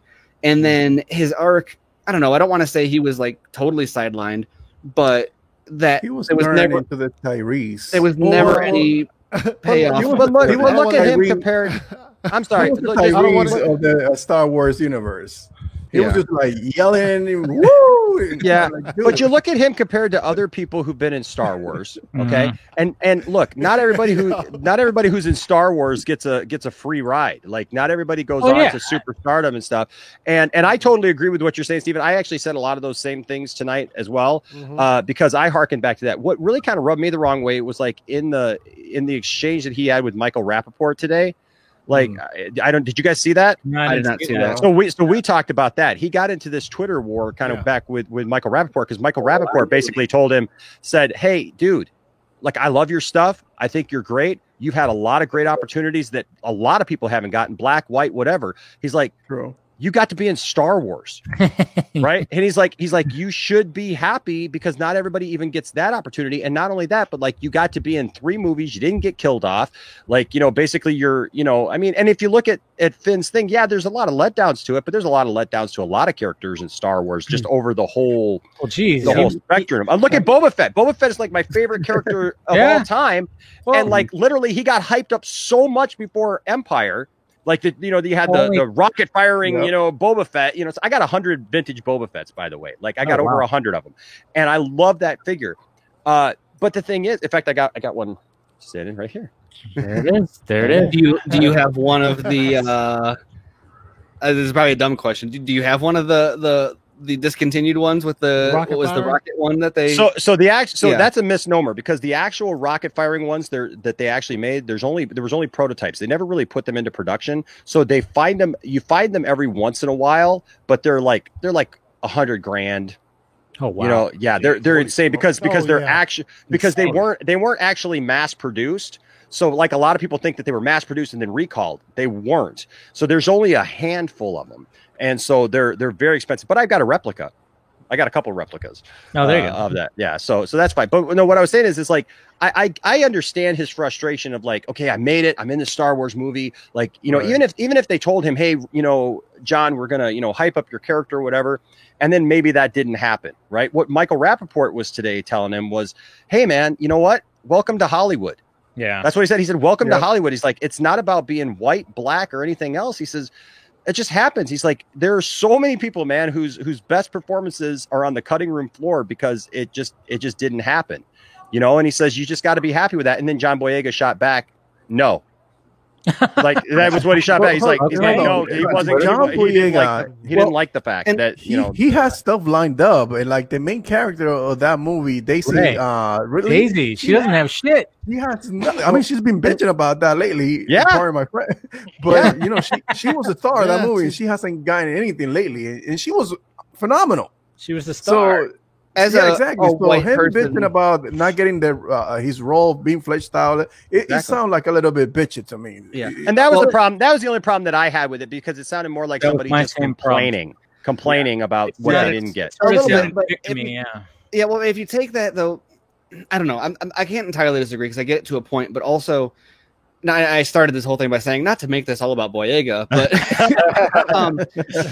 I think it's relevant. I think it's relevant to even this. I think as a white person who is learning about the experience of people of color, especially in Hollywood, I think something that really resonated with me from the GQ article. I mean, because in the past I've always been like when there was all the stories about him, the boycotts over a black stormtrooper and all that. I was always a little bit more skeptical of it because most of the tweets about that were people that were criticizing. Like it trended on Twitter, not because there wasn't actually a boycott, but because people were complaining about the boycott and stuff like that. And so there's always a little bit of give and take. But what really resonated with me with the GQ article that kind of broke through to kind of change my perspective on it a little bit was the him pointing out that like that was an experience that was unique to him. He was his role was diminished. Like Oscar Isaac was not supposed to have as big of a role, and I think him having a bigger role diminished Finn's role a little bit. He was supposed to die. Yeah, because they decided not to kill him off. It diminished Finn's role a little bit. Also, he had to deal with that backlash and the racism that was real, related to him being a black lead and a stormtrooper, and that was something that really fell on him heavily. And I imagine in his mind, maybe there was a like, oh, well, this is going to pay off. And like I said, I don't know what JJ told him. I don't know what Kathleen Kennedy told him. And we know that there wasn't a clearly, there wasn't like a clearly outlined trilogy arc in there, but there was I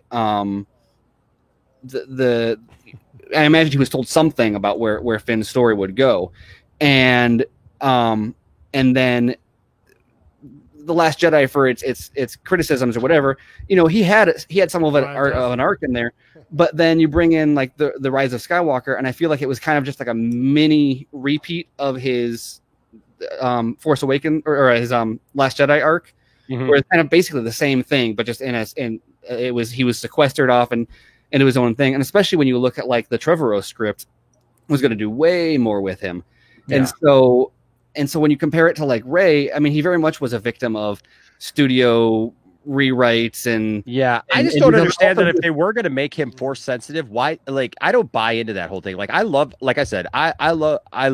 Last Jedi. And that's a whole other discussion for a lot of people, but which I'm always willing to have. But the thing is that like with the Rise of Skywalker, I walked out upset at the Rise of Skywalker. Yeah. And one of the things that I actually walked out upset about was like, I don't buy that J.J. Abrams planned for Finn to tell Rey that he's force sensitive. Yeah. If you're force sensitive, you don't tell it that in a way like that. It's like, oh, we're gonna die. No. I need to tell you something with my last dying breath. By the way, I'm force sensitive. You move something with your mind. You're like, hey, watch this. It's not unless he's gonna save them all. Like, and Rey couldn't. Like, like that's not the moment. Obviously they were setting that up for something else. So yeah. Well, and I think the other point that's once again directly related to his race, like the quote unquote that's just Hollywood, like that's true all the time. But a lot of times most of the time when that happens, it's not with an actor who I think you could say, especially with Finn, was very much a like, hey, look, we have a black lead in Star Wars, right? Like he was propped up as like, hey, look, we have a black lead. And on The Force Awakens, it was like, and he's holding a lightsaber. Like it was very much like he was paraded around as look, the leads of this new trilogy are a black man and a white woman. Yeah. And actually, then no white dudes. If you think about this movie. Sorry, go on, Steven.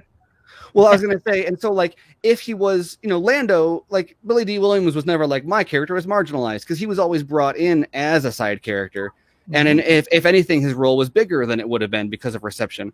But Finn was brought in, and it was teased as whether or not it was with a bigger plan or if it was just a smoke screen for Rey. It was teased as look at the black stormtrooper with the lightsaber, and then to an extent paraded around as like, look at how much more diverse this new cast is. And like, if, and that didn't happen, like Justice League wasn't necessarily the same way with Rey. Like, look, we have a black superhero in this movie. Yeah. But I think that changes the dynamic a lot. Whereas like, if it was like anybody else from that cast complaining about my role wasn't what I was promised, well, that's just what happens. But not everybody was paraded around as like, give us social credit because you're giving this person an important role. If his character would have gotten the same response. Hold on. No, I was going to say, imagine JJ promoting all the Force Awakens. They're coming out and they're saying Force Awakens is this and that. And guess what? Finn, even though he's a stormtrooper, this is the heart of the movie. This is the guy that I want you guys to get behind. This is who's going to make this film. Before we go on, Anthony has to bounce. He just gave me the word. So, appreciate you joining, man. I mean, you're the featured guest. And, guys, make sure you subscribe to his channel. Absolutely. ACS Universe. Subscribe. He's doing a lot of live streaming, podcasts, reactions, all that kind of stuff. Hope to have you again, Anthony. Appreciate you coming on. Appreciate you having me on, man. Yeah, no problem, man. All anytime. Right, man. Take it easy. Good seeing you again, bro. Take it easy, all right? I know. You guys doing double duty live stream. All right. But like what I was saying go ahead, was, imagine JJ coming out and saying Finn is going to be the heart of Star Wars. Yeah, okay? Exactly. This is him coming out. We're going to see something you guys have never seen, and this film is going to rely on Finn's character arc. And all of a sudden, Rian Johnson comes in the next film and it's like, nah, you know what? I'm not going to do that this way. I'm going to go ahead and completely remove everything and every element from the whole of what was happening at Force Awakens. And if that ever comes out, man, I'll be first in line to say that. But keep in mind, I love The Last Jedi. You know what I mean? Like I minus the jokes, like dude, I enjoyed The Last Jedi. Can't feel right. But what I mean though is I'm like, hey, I'm fine with that film. But at the same time, if it comes out, or if it would have been like, hey, Finn is so important to the story, and all of a sudden in 3 films we see him just basically do nothing. I mean, theoretically, you know what I mean? Yeah, and that's why I agree that Rey's story is completely different because Rey was not just cut down in a movie. You know, it wasn't just all those things. Rey is fighting for so many things, and even when Rey is fighting these things, he's not just pointing out his thing. I think I have yet to hear Rey really go on a rant about, oh man, I was cut out of this movie. I was supposed to be the heart of this movie, and like it cut off me from being able to get other roles. You know what I mean? Like, that's what I'm saying. He hasn't gone down that. He hasn't gone down that route of, you know, like, I haven't gotten any other movies because of this and stuff. He's not talking about himself. He's like talking about other people. He says, I have to protect these other people. Yeah. And it should be notable that every time there's a response to him, they're trying to frame it that way. Yes. Yeah. Right. Yes. So John Berg came out and said, oh, well, I know that he wanted to say booyah. And there was a debate over that. And then Warner Brothers came out and was like, well, I know he wanted script rewrites. And those are all things that they put on the table. Rey was talking about other things and the way they treated other people.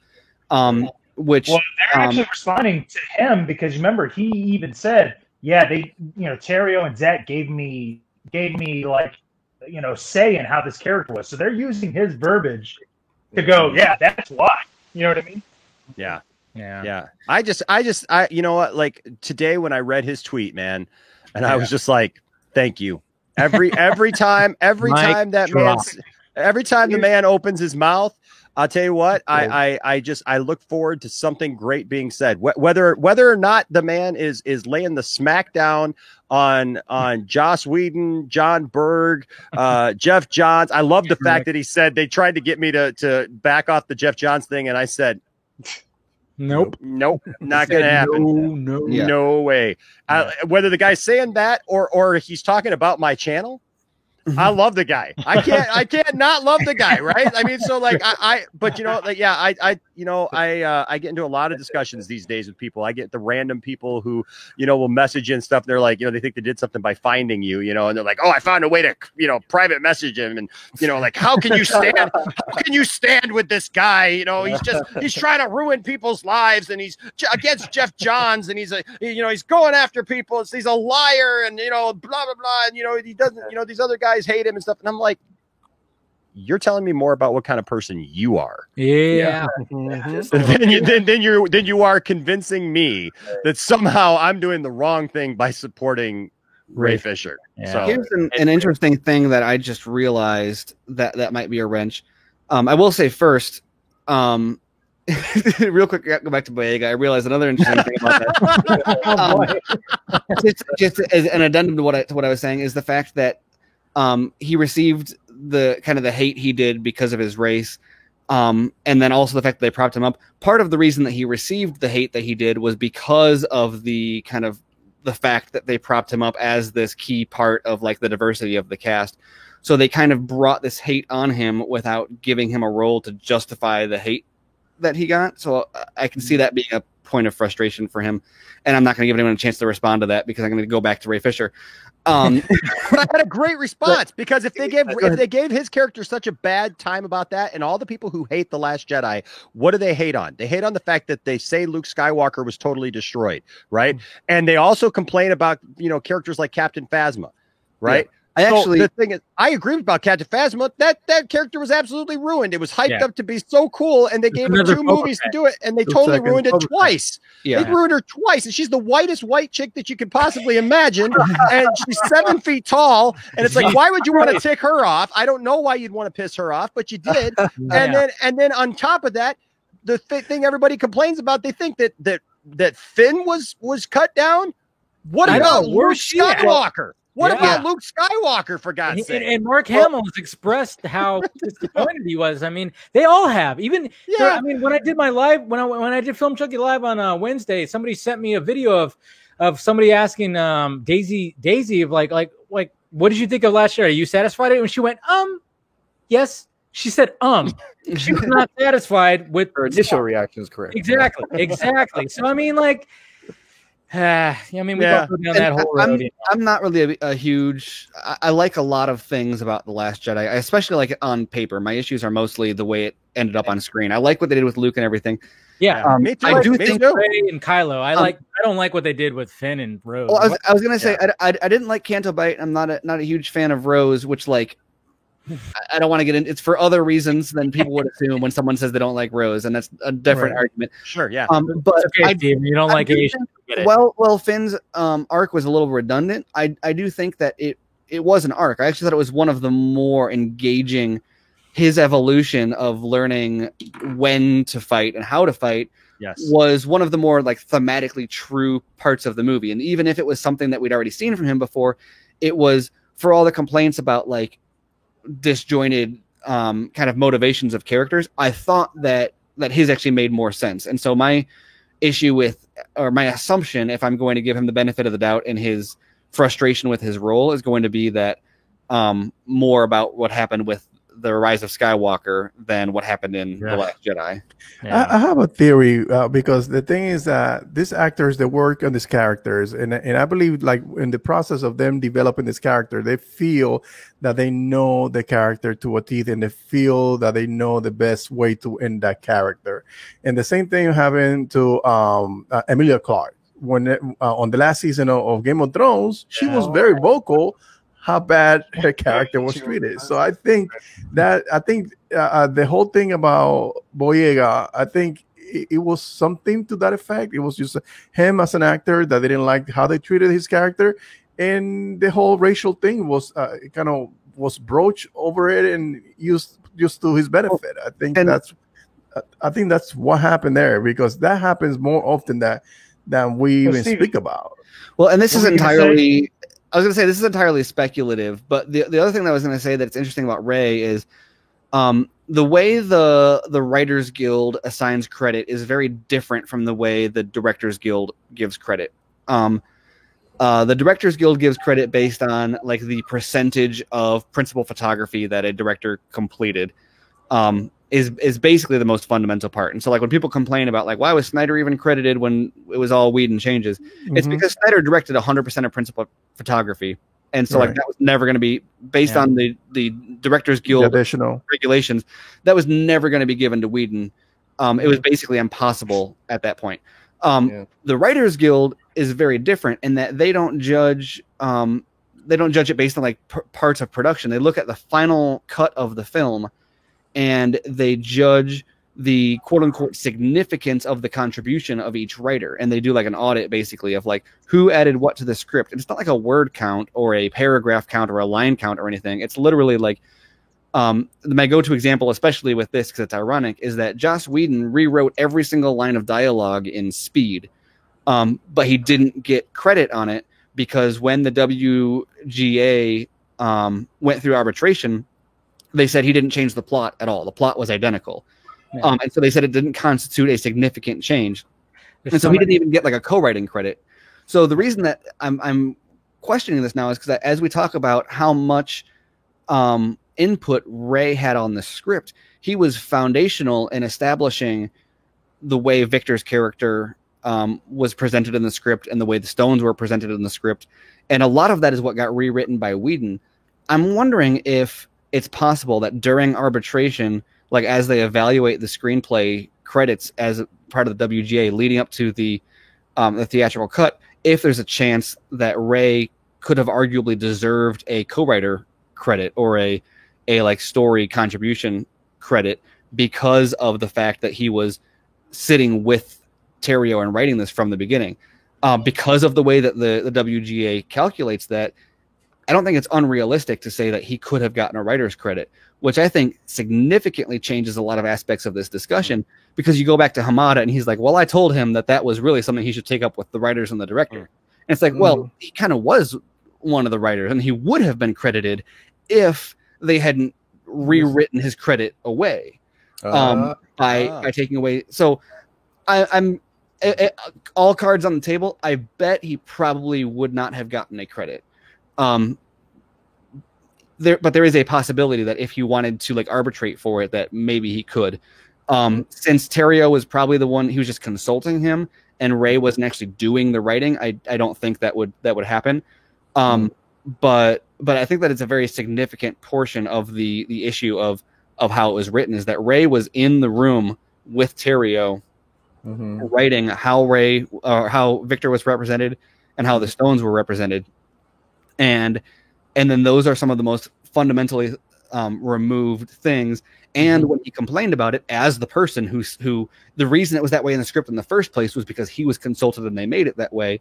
Yeah, that authority was completely removed from him, and the fact that he was in the room where it happened, to quote Hamilton, was like that authority was stripped away from him in favor of a much blander, less fleshed out version of the character.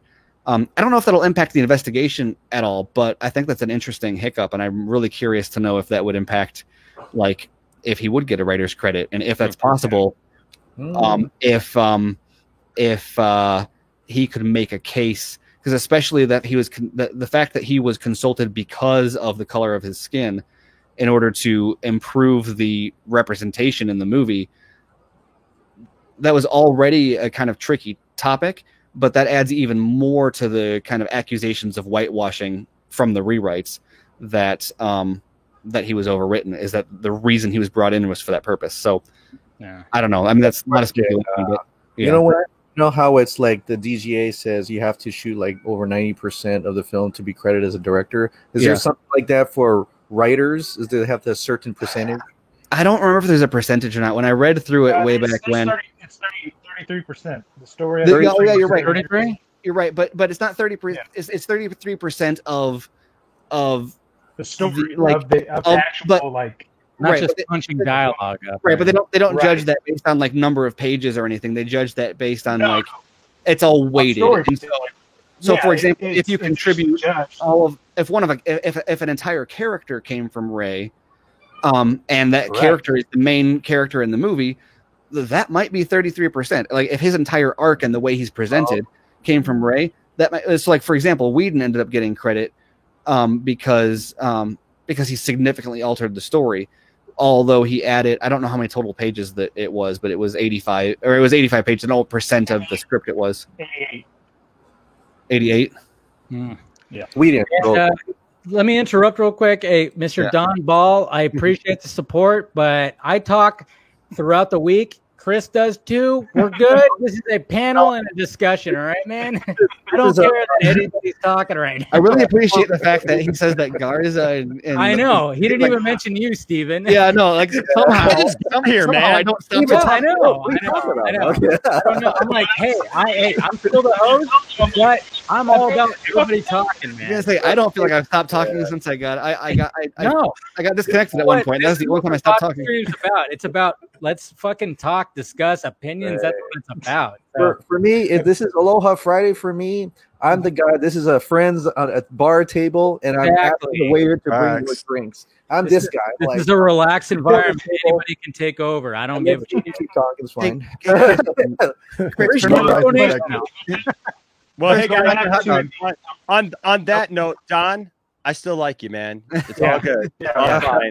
I'm sorry. I just got here and I got to go because I know you had a hard out. Yes, texted me. So I appreciate the way out, Don. I appreciate it. I'll show myself. Enoch, you're always welcome here. Stop hogging Dave's speaking time. Absolutely, guys. I love listening to you. Also, by the way, I haven't told all of you. I know I kind of messaged a few of you guys separately, but congratulations on the whole Zack Snyder stream, man. That was fabulous. That was pretty good. Thank you.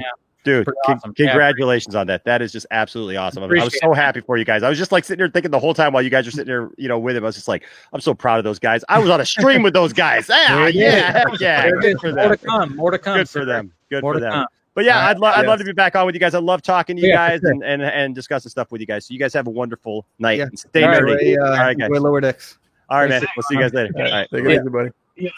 That night was definitely a dark night, wasn't it? But I will say this.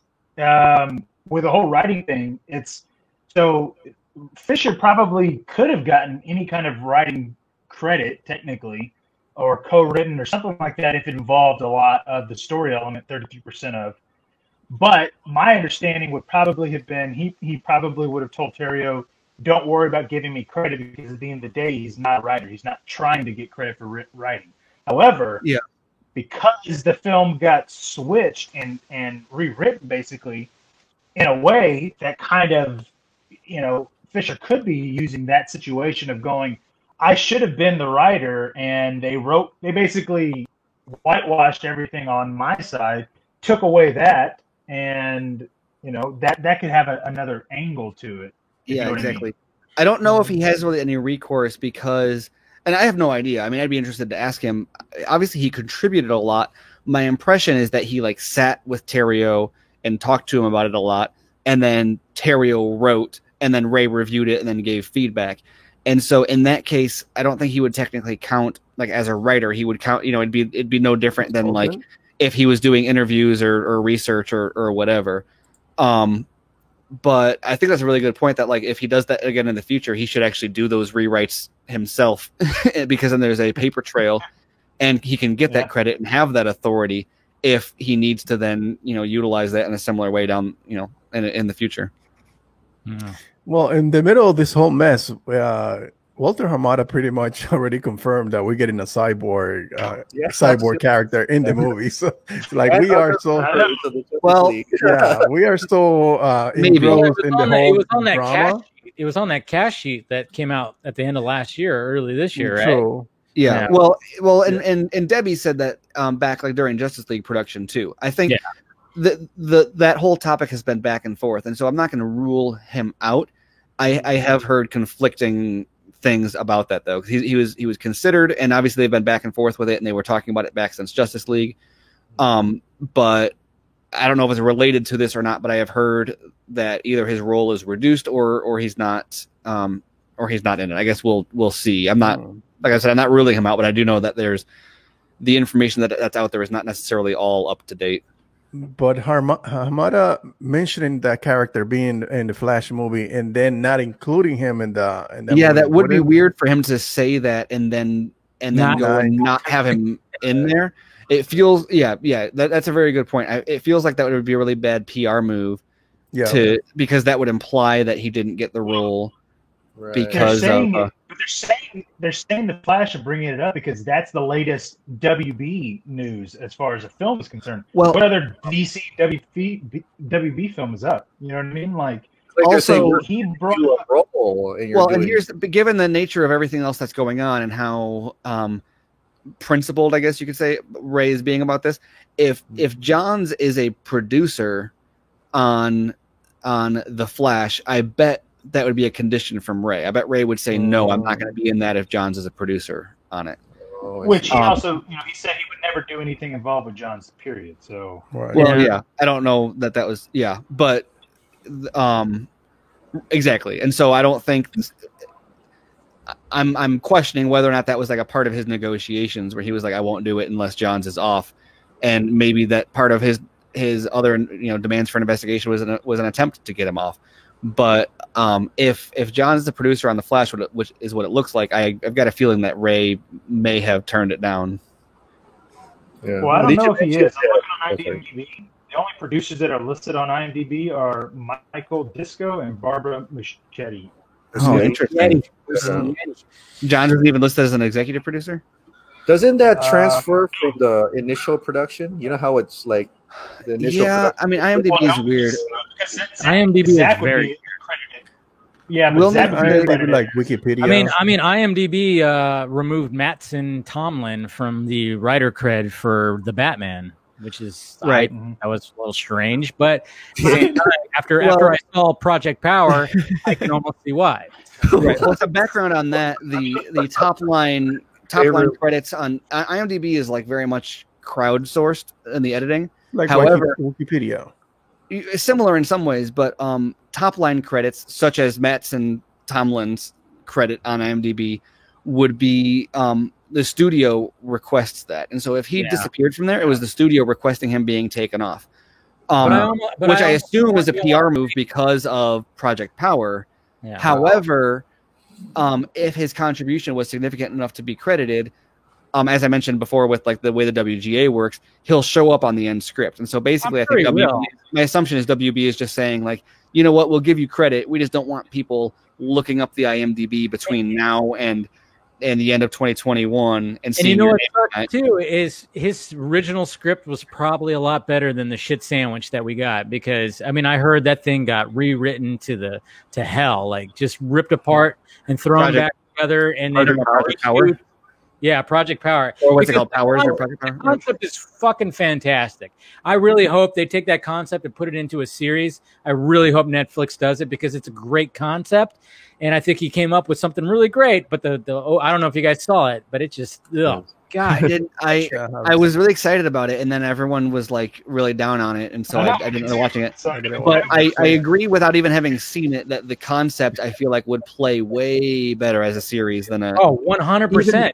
Even if everyone was saying the movie was great, I'd probably be saying that concept sounds more perfect. Well, I mean, it's about this drug that hits the streets that like gives people superpowers. But the thing is, it's already on the streets. It's already there. Joseph Gordon-Levitt's character, like he takes it to level the playing field. So we're already like 2 months into, like, or 3 months into, like, it's already out in the street. Imagine a series where it just first hits the streets. And you see the beginning, the origin of the thing. Compound V. Yeah. Oh, yeah, the boys. Yeah. I mean, that's So, what it's like. It sounds like a spinoff. They really need to make it into a script when this drug like gets out there and how it starts affecting people, and how it starts. They really need to do that. And maybe that's where I don't give Mattinson Talman like that part of because I think he came up with something pretty awesome, and the fact that they removed him from the Batman, co-writing or whatever the hell on IMDb, I think that was just like you said, Steven, they just did that because, of the shitty reviews it got, Yeah. Well, the other angle on that also though is, and I know so little about the guy, so it's hard, like, other than following him on Twitter, I kind of want to root for him because he's new to the scene as a writer. But what I either read or heard from somebody that what Reeves said about him was that he was a great resource in like helping rip apart and like stress testing and like putting back together the script. And so it's entirely possible that, like, per the WGA requirements that I was talking about, that he didn't actually contribute to the story in that way, and that he was more just like a sounding board for Reeves, which he would have been paid for his time. But that might not be sufficient to get him a writing credit. But we'll find out, once they go through arbitration, when they get closer to that stuff. Normally comes out like a month or two before release, whenever the final cut is established. Yeah, crazy. But anyways, so yeah, it's going to be interesting to see how this all plays out.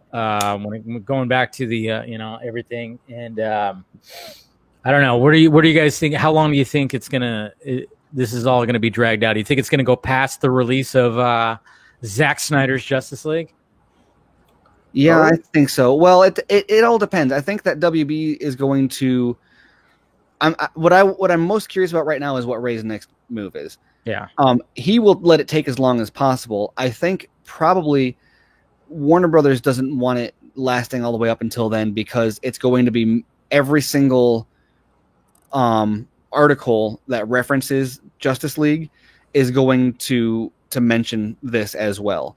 And so it's a Snyder movie, or a Snyder series now. And so we know that it's going to get a lot of attention. It's going to get a lot of people are going to write a lot of things about it, have a lot of opinions about it. And every time there's an article about it, it's going to get mentioned, and it's going to be a PR problem. And so Ray is like, yeah, cool, let's ride this out. Let's go as long as possible. And I've got a feeling that WB is like, what do we need to do to like get this over with? And their attempts so far have been like, hey, let's sweep this under the rug. Okay, cool, let's do this, but let's not include John's. And now they're like, okay, we're gonna hurt Ray's character, try to encourage him to stop. He's not gonna stop because he's not doing this for the same motivation that people typically do this stuff. He's doing this stuff. Right. It's not yeah, exactly. And he's so I don't think Warner Brothers will want it to go that long, but whether or not it all depends on what all they're hiding, I guess. What's going to be more damaging to them, to let it all come out, or to drag it out as long as possible. Yeah. Like, if all the stuff that's been said is true, I think Ray is giving them a way out. Like like he's dragging his feet on this whole thing. He's putting a tweet here and there, and he's also letting them know, listen, I have stuff, I know stuff, you guys know what happened. I'm giving you a way out of this. Do what's right and let's move on. But I think that's what's taking so long, because if WB, they don't want to go to court, because I don't think none of the actors are coming forward unless they have to. I don't think Ben Affleck can. Yeah, I'd hope, but he signed up for Flash, so it's yeah, exactly. Well, and I think the other aspect of that to remember is, in the way, like, people are saying like it's career suicide what Ray is doing. He doesn't and it very well might be, but it would be similarly true if, like, you know, if Momoa or Godot or Affleck were to chime in and back, or, you know, or Cavill. Right. Like, Cavill's not going to back him. But for any of these other people to chime in to back him up, Affleck maybe has enough clout to get away with it, but it would be a big problem. I know. Whereas they could say all the exact, like, they could get on Twitter and put it all out there today, or they could wait until an investigation or a lawyer or whoever comes to them and says, let's get your story. And the difference is, is it going to hurt them? Is it going to hurt their standing in the industry any? They're doing the identical thing, but one way hurts them, one way doesn't. And I bet Ray said, let me take the heat. I can take the heat. You guys hold on to your stories until you're contacted by an investigator or a lawyer or whoever, and, you know, sing when you need to.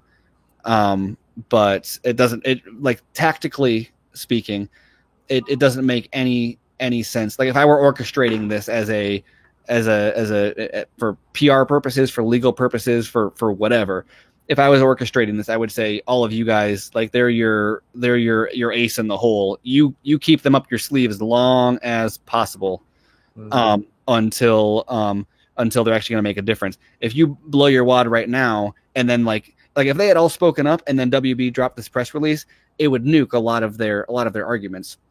But instead, they've just got one black man who's like, I'm going to keep tweeting about it. You can drop as many press releases as you want. I'm going to keep tweeting about it, and you can't stop that until either people stop listening, not going to happen, or you do it his way. Like, they're playing this game Ray's way, whether they want to or not. Right. Well, I would say they were probably going to take, I would say, maybe 6 to 8 months before this really got any traction, before this really got anything big. Until tonight, Warner Brothers literally just expedited that motherfucker big time, because they, you know, keep in mind, even with the John Berg situation, that was John Berg making that statement, not Warner Brothers. The fact that Warner Brothers just made this fucking statement tonight, they escalated it to like a big, all right, we have to put our foot down, whether or not we're in the right or wrong. We have to sit there and we are going to have to back our head of DC Films. We're going to have to not only name him, we're going to have to shut down the accusation that Ray just did in a fucking tweet, mind you. You know what I mean? Like, how fucking crazy is that? Like, Warner Brothers literally just expedited this fucking situation. So I think it'll probably be in court. What's it? It's September right now. I'd probably say give it to maybe like winter. Like, dude, this is probably gonna, if not quicker, because the fact that they just made a statement this late at night, and Ray Fisher has all weekend to plan all this shit out. Okay, like, I guarantee you something's about to come out on Monday. Something's gonna happen on Monday. I mean, or over the weekend. Why not? Over the weekend. Tomorrow. Do we know when like Ray had this conversation? What WB has done by responding to this directly in the way that they have is, like, now people can't ignore Ray, right? Because they've officially reacted to. So, you know, he could respond whenever he wants, and it's going to get coverage. You know, the trades are all going to cover whatever he says next because it's a reaction to this. I don't know. I mean, there's so many, like, I'm like in Ray's corner on this. I understand why people are skeptical. Like, if you don't trust Ray and you don't have any other information to go on, like, it's a leap of faith to, like, understand what exactly is going on here. But there, I don't know. I've said it a dozen times, but like it's a process, and the information isn't all out there. It's not out there intentionally. WB doesn't want it out there. Ray knows that he can't put it out there for either there will be legal.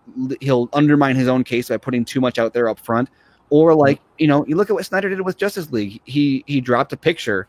Everyone's, he waited until he waited like 2.5 years before he was like, oh, by the way, Martian Manhunter was going to be in this. I know these are totally different situations, but like when you look at the strategy and the narrative that's going on there, you don't go all in before the flop. Like if you're playing poker, unless we don't know when he had that conversation with Hamada, do we? He could have had that conversation a couple of months ago, and he just dropped that information today. No, it was after he had started. He said something about the situation. So that was what I think it was. I think it was recent to me. Yeah, no, this is a recent. This reads as I got a call from head of studios, and that's why I'm saying if Walter Hamada had been complicit about any of this shit, he would have been named a while ago. I mean. Fisher knows what he's doing. So the fact that he name drops Whedon and Johns and Berg, and then he gets the call from Hamada going, hey, you know what? I know you just dropped Johns, but I'll give you the other two, but let's just slow it down on Jeff Johns. That's when Walter Hamada just basically fucked himself over. And keep in mind, Walter Hamada, this is his first big-time gig, right?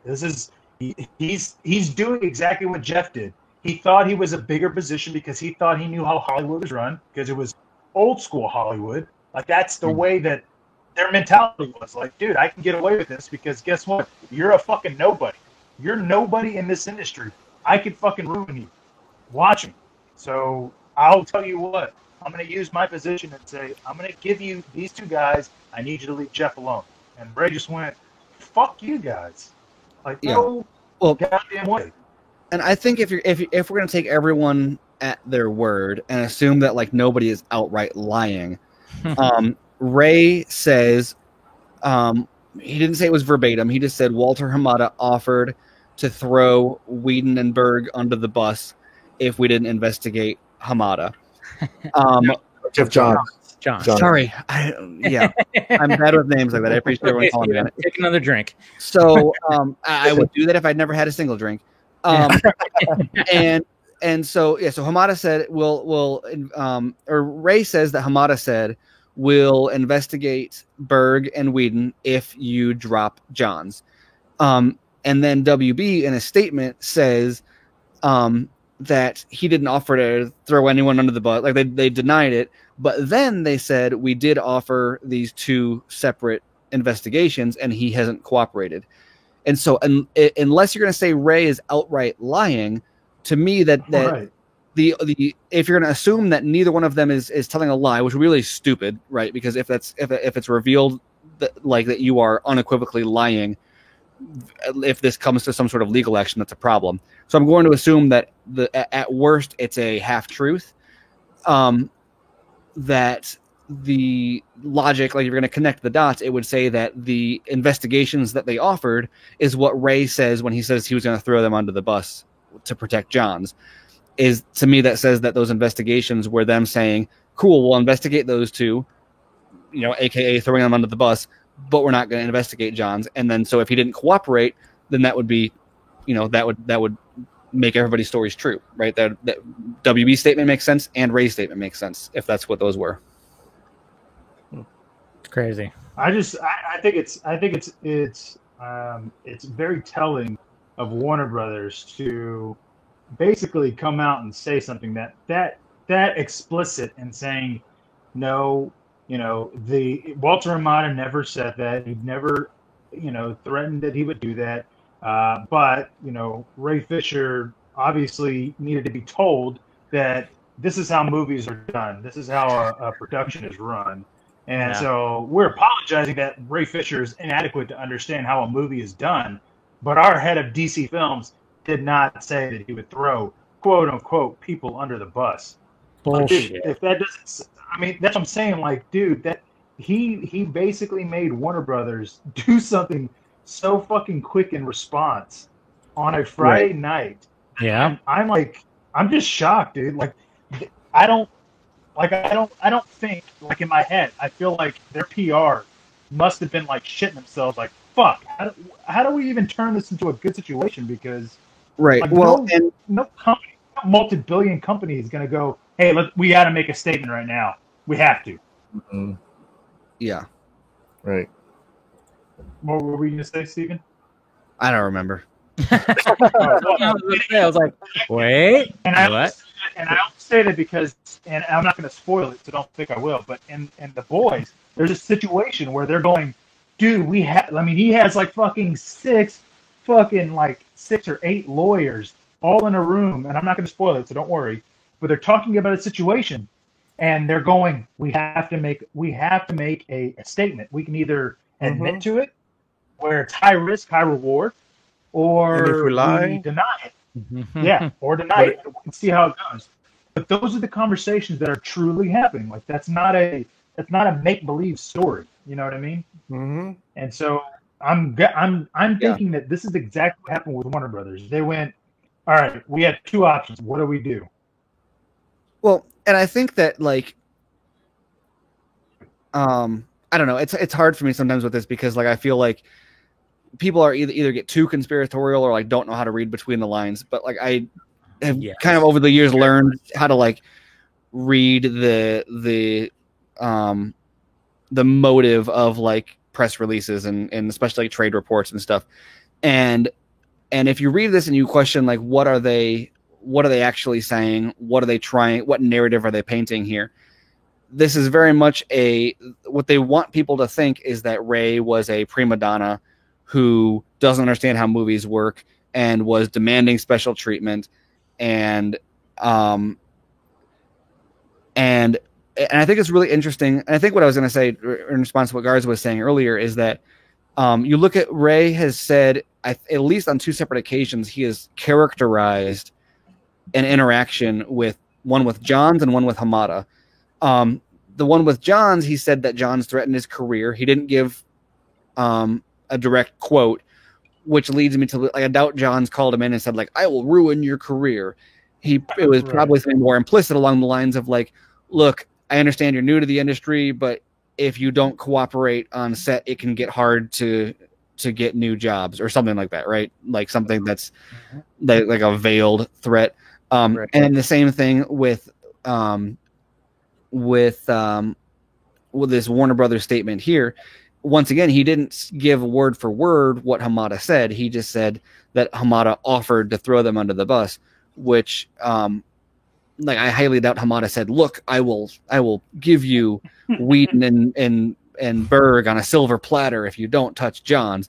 What he said was, "Sure, we'll start an investigation." And then when he was contacted by an investigator, they said, "Here's what we're going to investigate," and it didn't include Johns.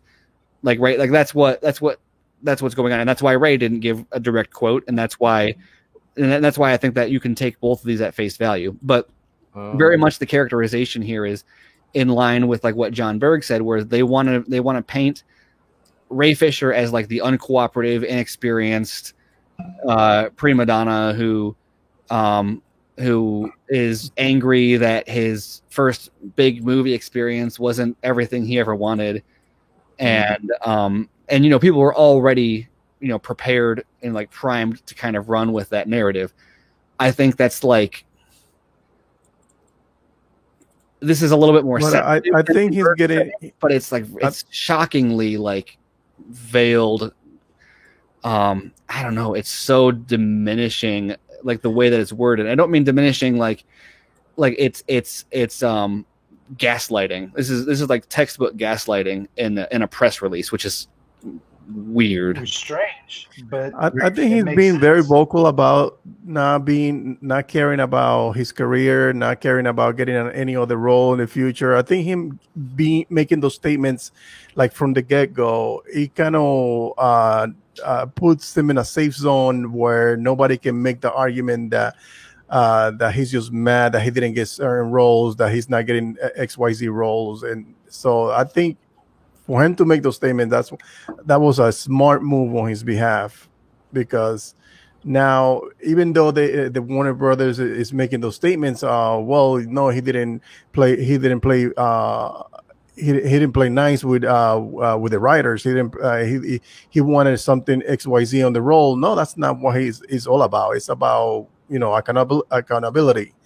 And it's not about him getting the proper role. It's not about him getting the better lines or more lines with his character. It's never been about that. So I think that was the best thing that he could have done from the get-go. Just put it out there. No, listen, this is bigger than entertainment. This is about what's right.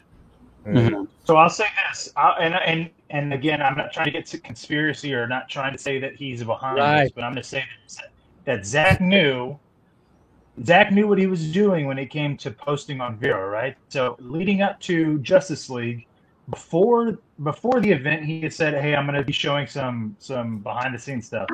So his behind the scenes stuff, second to last photo was "I Heart Ray Fisher." Okay, that was November 9th, and then the next one after that was Wonder Woman. But then after that, it was not Wonder Woman. It was one of the Amazonians. But after that, it was the Cortland, and Cortland was the last photo he showed before the release of Justice League. Okay, so we know what that fucking means. Right? We understand it now, looking back on it.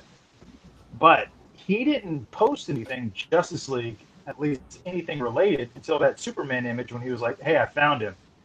That was posted on February 23rd.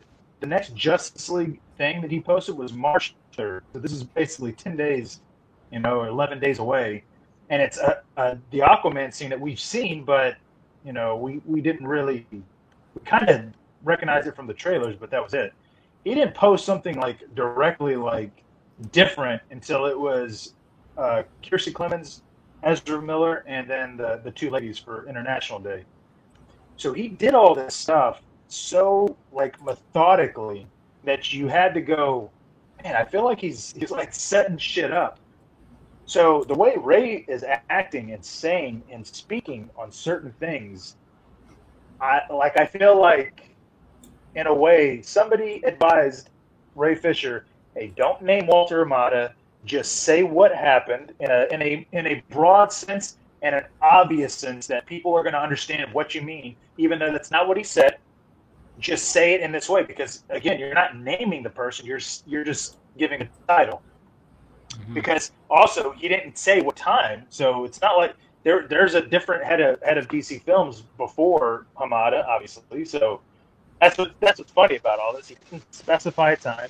And so now, all of a sudden, he gets Warner Brothers to make this statement that's going to expedite everything so quickly. I think Warner Media specifically, I feel like they're laughing in their fucking... Oh, yeah, they are. They are. And I think another angle that, from another case that might kind of clarify things a little bit is... I don't know how much everyone is aware of the rumors or the things that have been said about Ellen DeGeneres. It's pretty widely known if you talk to anyone who is in Hollywood that she's kind of trash. Kind of. There and she's got this whole persona about she's so fun and cute and whatever. She dances. Look at her, she's dancing, guys. But anyone that talks Cosby dance too about her outside of a PR scenario is no, she's she's a nightmare. I don't remember who it was. Someone told her she started. Someone called her out on her show once, even where she was like, "Oh, why didn't you invite me to your birthday?" Dakota Fanning, or not Dakota Johnson. Sorry. Yeah, and she was like, "I did," and she was like, "Oh no, you didn't," and she was like, "No, I did. You gave me a hard time for not inviting you, so I made sure to invite you, and you didn't show up anyway." It's one of those things where it was normally it would be a playful banter, but it was kind of clear. It was I'm done with your shit. Kind of gaslight it, throwing her under the bus in front of her audience,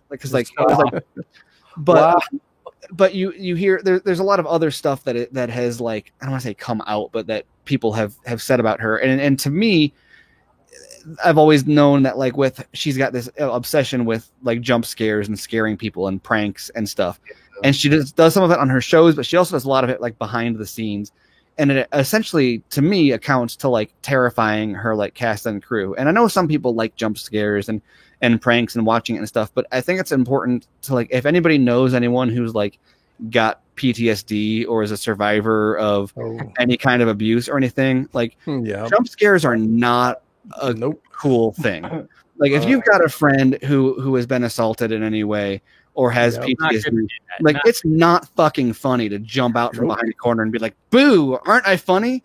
And that is a core part of the culture with her cast and crew. And like, I don't know, it's possible that they're all cool with it. I don't think they're all cool with it. No. And she's also like the stuff people claim is like she's verbally abused them. And anyway, I can go on and on. Yeah. The point is, so they finally launched an internal investigation into this a few weeks ago. And like I said, all of the things that I've heard directly, all of the things that have gone around as rumors, all the things that you can see that are apparent from watching her show or see her interact with people, it's all her, right? It's not the show, it's not the producers, it's not the crew. It's a culture that is a creation of her. So there was an internal investigation by Warner Media launched about this, about the conditions on the show, and the results were that 3 of the show's producers left. And she gave some kind of a statement like, "I'm sorry that I allowed these people to create an environment that made people feel unsafe." Oh, wow. And like now everything's just continuing on as normal, right? Through 3 other so when we're talking about like, why didn't Ray comply with investigators? It's like, well, like this is just a recent. This is not the only time this has happened, right? This is not the first time someone has complained about someone in Hollywood. This is not the first time someone investigated someone in Hollywood.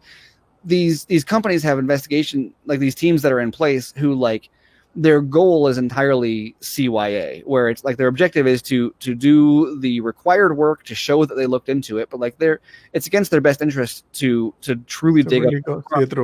And then especially like they don't want to depose the talent, like they don't want to get rid of Ellen, they don't want to put these people, these moneymakers out of business, and so that's why like Ray would demand a third party or an independent investigator.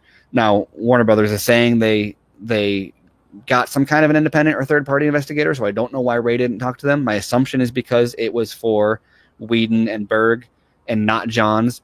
I don't know, but I think that anybody who's like, well, there was an investigation and he didn't comply, so clearly he's full of shit, like needs to understand that he is holding them account. Like when he says accountability over entertainment, he doesn't mean like he wants the Snyder Cut to come out. He doesn't mean like he wants to appear as Cyborg again. He doesn't mean he's mad that someone mistreated him. He's talking about a systemic problem that values entertainment over accountability. And for everyone who's saying, I want to see him as Cyborg again, I don't want him to get in trouble. For everyone who's saying, I like Jeff Johns comics, I don't want Jeff Johns to get in trouble. Like, that's what he's talking about. That's exactly what he's talking about when he says this. He's saying, this is not as important. Me being Cyborg again is not as important. Jeff Johns continuing to make stories for you is not important. What is important is that this environment that enables people to behave this way and then pretends to investigate it when really the goal is just to find a scapegoat, but allow it to the behavior to continue. When he says accountability over entertainment, that's an absolute statement. He's not talking about this situation. He's not talking about this year. He's not talking about this movie. He's talking about period. It's got to rise above the nerd shit, rise above. I would love to see him as Cyborg again too. I'd love to see him in a lot more. We all would. But this is bigger than that. He would rather never be in a movie again than help somebody who perpetuates that environment make money. Yeah. No, I mean that's 100% what this is, and I also get tired of seeing that too in my mentions or on the timeline. It's like everybody's all even when like some of these guys are like, oh yeah, that's not classy, Ray, and they back up Joss Whedon or something like that. It's like, well, I think the most surprising part for me, because I get why people have opposed the Snyder Cut. People have opposed, they opposed it before it was before it was fake, and then they opposed it when it was. They dug their heels in, yeah. So like I get that people aren't going to necessarily be on his side. What was the most surprising for me today is that people who have been in his corner all of a sudden were like, yeah, there's a lot of that. This might stop you from being Cyborg again. I'm no longer okay with it. It's like that is exactly that was weird. That was a weird thing. It was like, wait a minute. Even when I started, I had people, going like, no, Ray was out of line for calling out Hamada. I was like, really? Well, it reminds me of when everyone is like, artistic integrity. We need to release the Snyder Cut because we want to see Zack's vision. And then Zack was like, by the way, I killed Dick Grayson. And they're like, don't do that. No. That's not what I want. Do you want his story? Do you want his vision? Or are you just or are you just a fan of his and just want to see more of it? Because like these people aren't your puppets. I don't know. Accountability over entertainment. It's an absolute statement. I could use a lot of words, but like it also leads to, you got to remember that Zack Snyder that's how he is. Like he's right. Fuck all of his crew. He's a very respectable person. Like you don't ever hear him being some kind of dictator director or some like this is my way and you're gonna follow it and you're gonna do it my way. He's so collaborative that people want to work with him and they vie for working with him. And so when you think about everything that Ray is talking about is Zack is above reproach on. So like none of the things that Ray is accusing anyone of, like anyone you talk to who's been on a Snyder set, has always confirmed that Zack Snyder and everyone that he works with. I guess there you have to make caveats because you got the Delias and the right. Maybe Ezra Millers and the maybe Amber Heard, but like the people that work with him regularly, that there is a culture on his set and it is the antithesis of what Ray is campaigning against here, and sure there's an element of that where it's like, oh, that's just Hollywood, but like Zack proves that it's possible. Like, what's wrong with holding people to the same standard? What's wrong with saying why should Zack Snyder be the only person who everyone says this about? Exactly. Right. Well, and that's what I'm saying. So you think about it in those terms, and you go, okay, well, if Ray is so willing to be the forefront, to be I'm going to make sure that this shit doesn't happen to people again. And the worst thing that can happen is that they're going to take me to court, which means they're going to have to bring everybody that was involved in everything that happened on this set in 2016 and 2017. They're going to have to bring everybody and put them under perjury and under oath. That's the worst thing that's going to fucking happen, because guaranteed my acting has nothing to do with, okay, I'm building this case or whatever. That has nothing to do with my acting. But the worst thing that's going to happen is they're going to want me to go to court. Guess what? He would love to be. I know Zack Snyder treated us, every single person on that 2016 production. They're gonna back up. Zack. Everybody that was involved with Johns and everybody that was involved with Whedon and John Berg, they're gonna speak their truth. And guess what? If that happens, they're all fucked. Well, like Ray said that Whedon is scared and he should be, and he said Berg is scared and he should be. He said at Justice Con. Yeah. And I think that very much stands true, like with your analogy there of like literally if you end up in court over this and have to swear an oath, and I don't know if this is going to be like a courtroom drama or there's probably just going to be like a deposition or they're going to be speaking to lawyers like in a room or whatever. It's not going to be televised or some shit. But the people that are going to be scared of swearing in and testifying or witnessing under oath, it's not the cast and crew that did the movie under Zack Snyder. I don't think any of them are scared of talking about this. And so the question is who all from Warner Brothers is scared? But the only people in the entire situation that are scared of that is Warner. Like Ray is running headlong into it. Either he's absolutely insane, out of his mind lunatic, right? Who is just like I don't know, just a moron, or he's not scared of that because he knows that he's cool and he knows his friends are cool. And so anybody who doesn't want that is the people that have something that they don't want to come out via that process. 100%. And then you got a one or two. It's like, is it just the reshoots that they're gonna like talk about, or is it the initial I mean, going back to what I was saying before, are they going to talk about? Because I mean, I know like Ray Fisher's talking about the toxic environment of the reshoots, but what about beforehand? Is that going to get brought up? You know, Well, I don't think you can separate the two. Yeah. You Um, don't think so? no. Well, No, you I think can't. that It's a full film. Like, because like why did you do the reshoots instead of what was the schedule for the reshoots? Why were they done that way? Why were they necessary instead of the justification for Snyder leaving was that they didn't have time. Well, that's what I was wondering, because he mentioned just the reshoots, like the talk. That's how this all kind of started, was talking about the toxic environment of the reshoots. So pretty much what this is going to lead into is the whole initial production. Right. Maybe, Well, because why was Whedon chosen? Why wasn't it delayed? Yeah. And well, and the other thing too is you have Berg and you have Johns that are both producers technically on both those situations. Yeah. So they were involved the entire way. That's why it has to go back. Yeah. So it's not going to just be that. It's going to be the whole entire fucking thing, probably back to BVS. Ooh. It could be. Yeah. There was only a few weeks before. Yeah. And because the fuckery started back then, so. That's what I'm saying. Like, if anybody's really fucking scared, it's John's. It's definitely John's now. Like, if it wasn't happening enough, Jeff Johns is literally pissing in his fucking boots right now, dude. I'm not a lawyer. Size 5 boots, yeah. I'm not a lawyer, and I have not had time to consult a lawyer before this, and so I'm just kind of going off of what I've heard. What, Steven? I told you to do that. God damn, man. So if there's a lawyer in chat, I'd be happy to be corrected. But like my understanding of what the process would be is that, when we're questioning what all will be revealed, the process of establishing all the background information that they need, they would bring in all the players necessary, and they're going to ask them a lot of questions. And it's not just going to be, did you say this on this date? Okay, thanks, leave.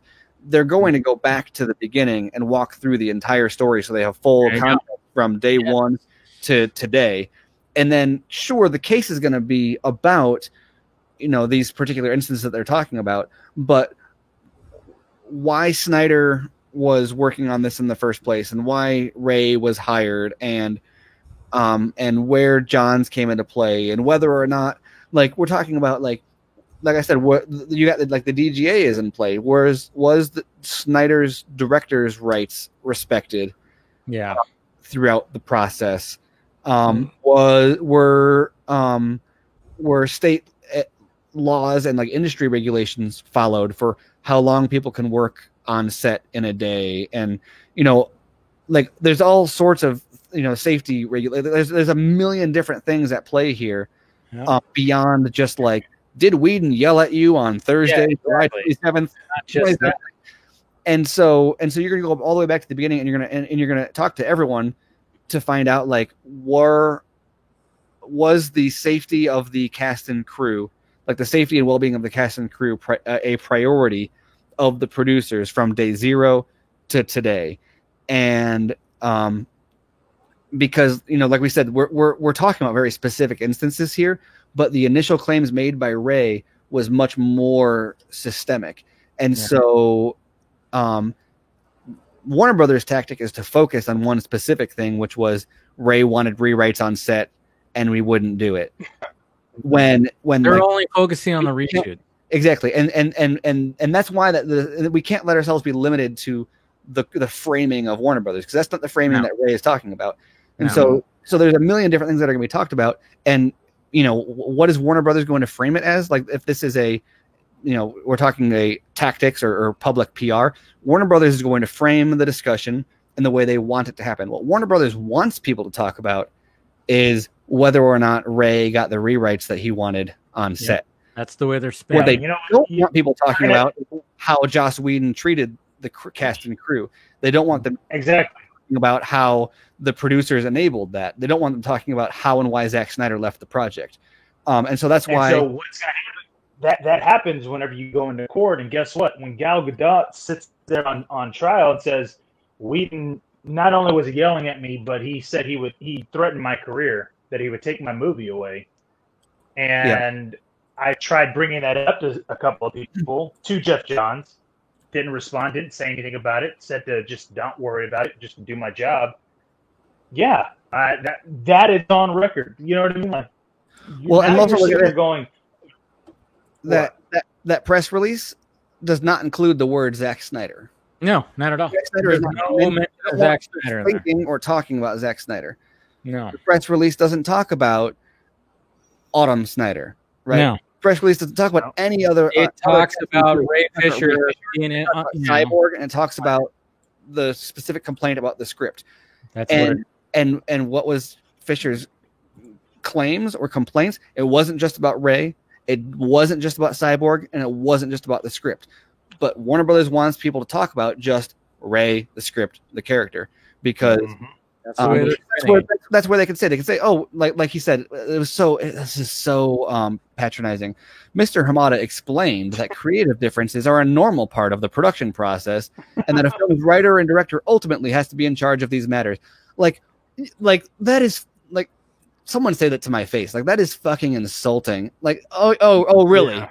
Really, there's creative differences that are a normal part of production. Thank you for educating me on that, Mr. What, wow, like for this movie of all movies to be like, oh, creative differences are a part of, and by the way, it's a normal part of the production process, and a film's writer and director are ultimately in charge of those matters. Oh, really? Now, who are the film's writer and director? Where were they? Like, well, actually, and what's funny about it is that they also said the director was Josh Whedon. Yeah. So they didn't say anything about the reshoots. They said the director, I think it was, I forgot the phrasing that they used, but they said the director, Josh Whedon. So, I mean, I feel like if we're looking at Warner Brothers and what they did tonight, and again, I'm harping on it, like they basically fucked themselves too much to where I'm shocked that whoever was advising them tonight that went, hey, you know what would be good is if we release a statement tonight, late at night, this evening. Well, they had to do it before the holiday weekend. I know, but just like in my head, like who's advising them? I hate the statement, but I think of their options, like tactically, like purely tactically speaking, it's probably the best option they had, right? They're trying to minimize damage. I think the biggest thing is that maybe they're underestimating or misunderstanding or not fully appreciating just how seriously Ray is taking this. But they minimized his claims. They diminished the significance. They ignored many of the complaints, and they kind of brushed the rest of it aside. And it's like from a PR perspective, like traditionally very smart, right? Like this would, if this was someone who was like trying to negotiate a higher salary, or if this was someone like trying to secure a role or something, or if this was just someone that was like, if he was legitimately just like mad that Joss Whedon said something mean to him on set, like this would be the end of it, right? If that's what all this was about, this would be sufficient to end it, because that's how Hollywood has always worked. It never drags on like this. Never would. And the problem is that like Warner Brothers, like they're not going to do the right thing. They're going to do the thing that gives them the least pain for the least amount of time, and like hurts their reputations the least. And so what that is going to be like to diminish what Ray is saying. Like they're not going to come out and be like, you know what, if for the sake of integrity, we're going to put everything on the table. Like they're just not. And that's why Ray isn't taking their insincere offers for investigations, because he knows that like they don't care what happens to Whedon. Whedon directed one Justice League movie. He did reshoots on one Justice League movie. He's not even credited on it. His name is already dragged through the mud because of the stuff with his wife. And they know that he's like indefensible for other reasons. And so like they're cool bailing on him. John Berg, no one knows who the fuck John Berg is. Yeah. Right? Like nobody cares. They're not going to know you think Josh coming back for Batgirl though? Nobody's going to look at the fucking Frosty the Snowman movie and be like, "Oh, John Berg was a producer on that. There's no way I'm watching that anymore." It does. Like nobody cares who John Berg is. So of course they're gonna be like, yeah, sure, we'll give you them. But like Jeff Johns, like is DC for all intents and purposes for the past 20 years. And he's got his name on numerous future movies. He's done dozens of interviews for Wonder Woman 84. What some of like the biggest comic arcs that are going on, like the Three Jokers, was written by him. Interestingly, they're only talking to Jason Fabok. Really good, by the way. About that book. They're not actually, nobody's even talking about Whedon. And they got DC Fandom September 12th coming up, which is most exactly. Like so like they're gonna do whatever they can to minimize the damage to Johns. And so they thought they could jettison Whedon and Berg. They lose nothing. They're not even in their old positions anymore. They're indefensible. Get rid of them. And Ray is saying, no, I'm going down with the ship. You're going to go down with the ship. And so, anyway, so that's I think what kind of the problem is. There's a lot of old school thinking going on, and that's the sort of the biggest thing is like they aren't going to come clean unless somebody with the authority to make them come clean does it. And that's not going to be an internal investigator. It might not even be a third party investigator. It would need to be a third party investigator hired by AT&T, or it'll need to be a judge. And Ray is going to keep it up until that happens. And now that WB's made a statement, this is going to be a problem for AT&T real soon, right? Oh, absolutely. That's what I'm saying. Now this is starting to get egg on AT&T's face. Ray hasn't even said AT&T's name yet, by the way. He hasn't named anyone from AT&T or Warner Media. But like, what happens when Ray is like, look, Jason Kilar is Walter Hamada's boss. Why doesn't he hadn't done anything? You know, like he's going to keep on going up the chain until someone is like, all right.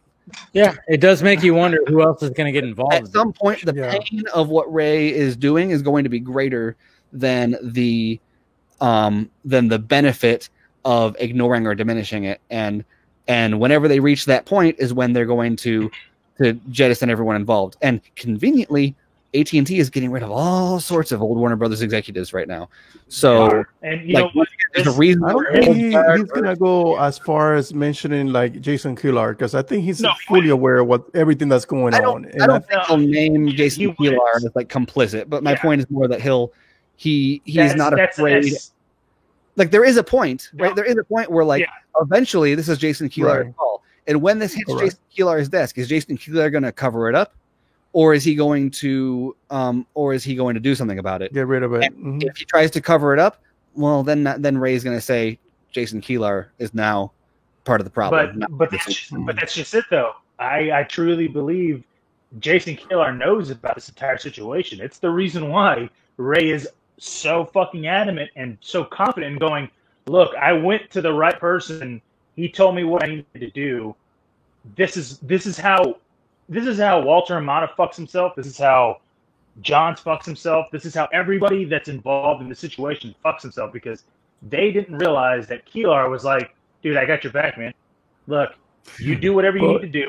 Don't mention AT&T and just do your thing. And I think that personally, Walter Hamada reaching out to Ray Fisher and asking, hey, can we give you just these two guys and you just drop Johns? I feel like that was literally their last ditch effort, because they knew they were fucked. They knew they were going to get fucked either way, right? Because they already know what's about to come down to them. They just went, you know what? I'm going to try one last thing, and if it works, okay, cool. But, well, that's a question of like who's running the ship now, also, because there's a certain point where like when Johns was involved, he was going, and this is part of the complaint from Ray, that the people involved were leveraging their authority as the leader of this company to protect themselves and to harm their opponents, right? And so that's what Jeff Johns, that's what Joss did, and then Johns leveraged it to cover up for Johns and protect himself, and then Berg, and then now it comes to Hamada, and sort of the claim against Hamada is going to be Hamada didn't do anything about it, because it's going to look bad for Hamada. And so now I don't know where I was going with that.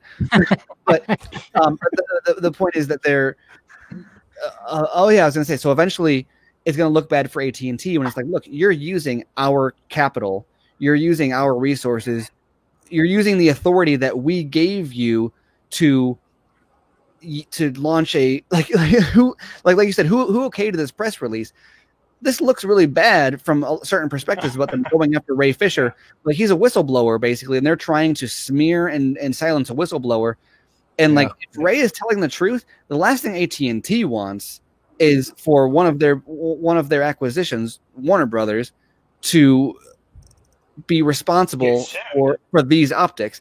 And so eventually they're going to say, like, okay, look, whoever is holding the reins over there that is making the decisions to leverage their power in this way is now hurting us. Like, when you were handling this internally, this wasn't reflecting on us. Now this is reflecting on us. Now AT&T looks bad because one of their subsidiaries is allowing people in authority to leverage their power to protect themselves from their own bad decisions. And if that's not criminal, it's certainly not something that any company wants to continue to pay someone to do. Of course not. No. Yeah. And I think that's a good way to end the stream, guys. We're going almost 3.5 hours. And basically what we've resolved here is Warner Brothers is shitting their pants. Those guys are shitting their fucking pants right now. And they're trying to spin everything to try to turn it against Fisher. It's working with some people. Obviously, there's certain people that are just going to look at it like it's just a fucking actor, like, complaining about. And it does kind of suck that Boyega came out with his, even though some people are trying to be like, link them two together. It's not the same situation. Like, you know, like Enoch talked about it. I mean, his situation is different from Fisher's. It's not the same kind of situation really at all. So, and I think that Jeff Johns might have even less to do with it than people think, because if it was just about Jeff Johns, I don't think it would necessarily, it would be a problem, but these decisions are all being made by individuals who are trying to make the decisions that are going to make them look best. And so because Hamada was hired while Johns was president and made decisions to defend Johns and avoided going after this situation to protect Johns, there's a certain point where he is implicated in whatever Johns did as well. And so he's going to be making decisions to defend himself. And, you know, Hamada doesn't have to take responsibility for what Whedon did. Hamada can throw Whedon under the bus, wash his hands from it, be done. He didn't hire him. Whedon was gone by the time Hamada took his role. Hamada worked with Jeff Johns for several months. Hamada was brought in under Jeff Johns. So Hamada can't just like kick Jeff Johns to the curb, because it's also going to implicate him in certain things. And so, assuming Jeff Johns, did wrong.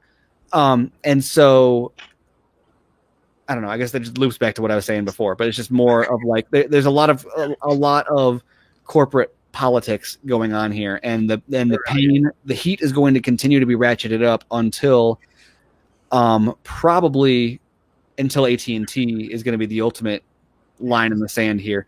But until somebody in the chain of command says, this is too much heat for me, I will be better off cutting the fat than I will be to continue to protect it, because it's going to hurt us in the long run.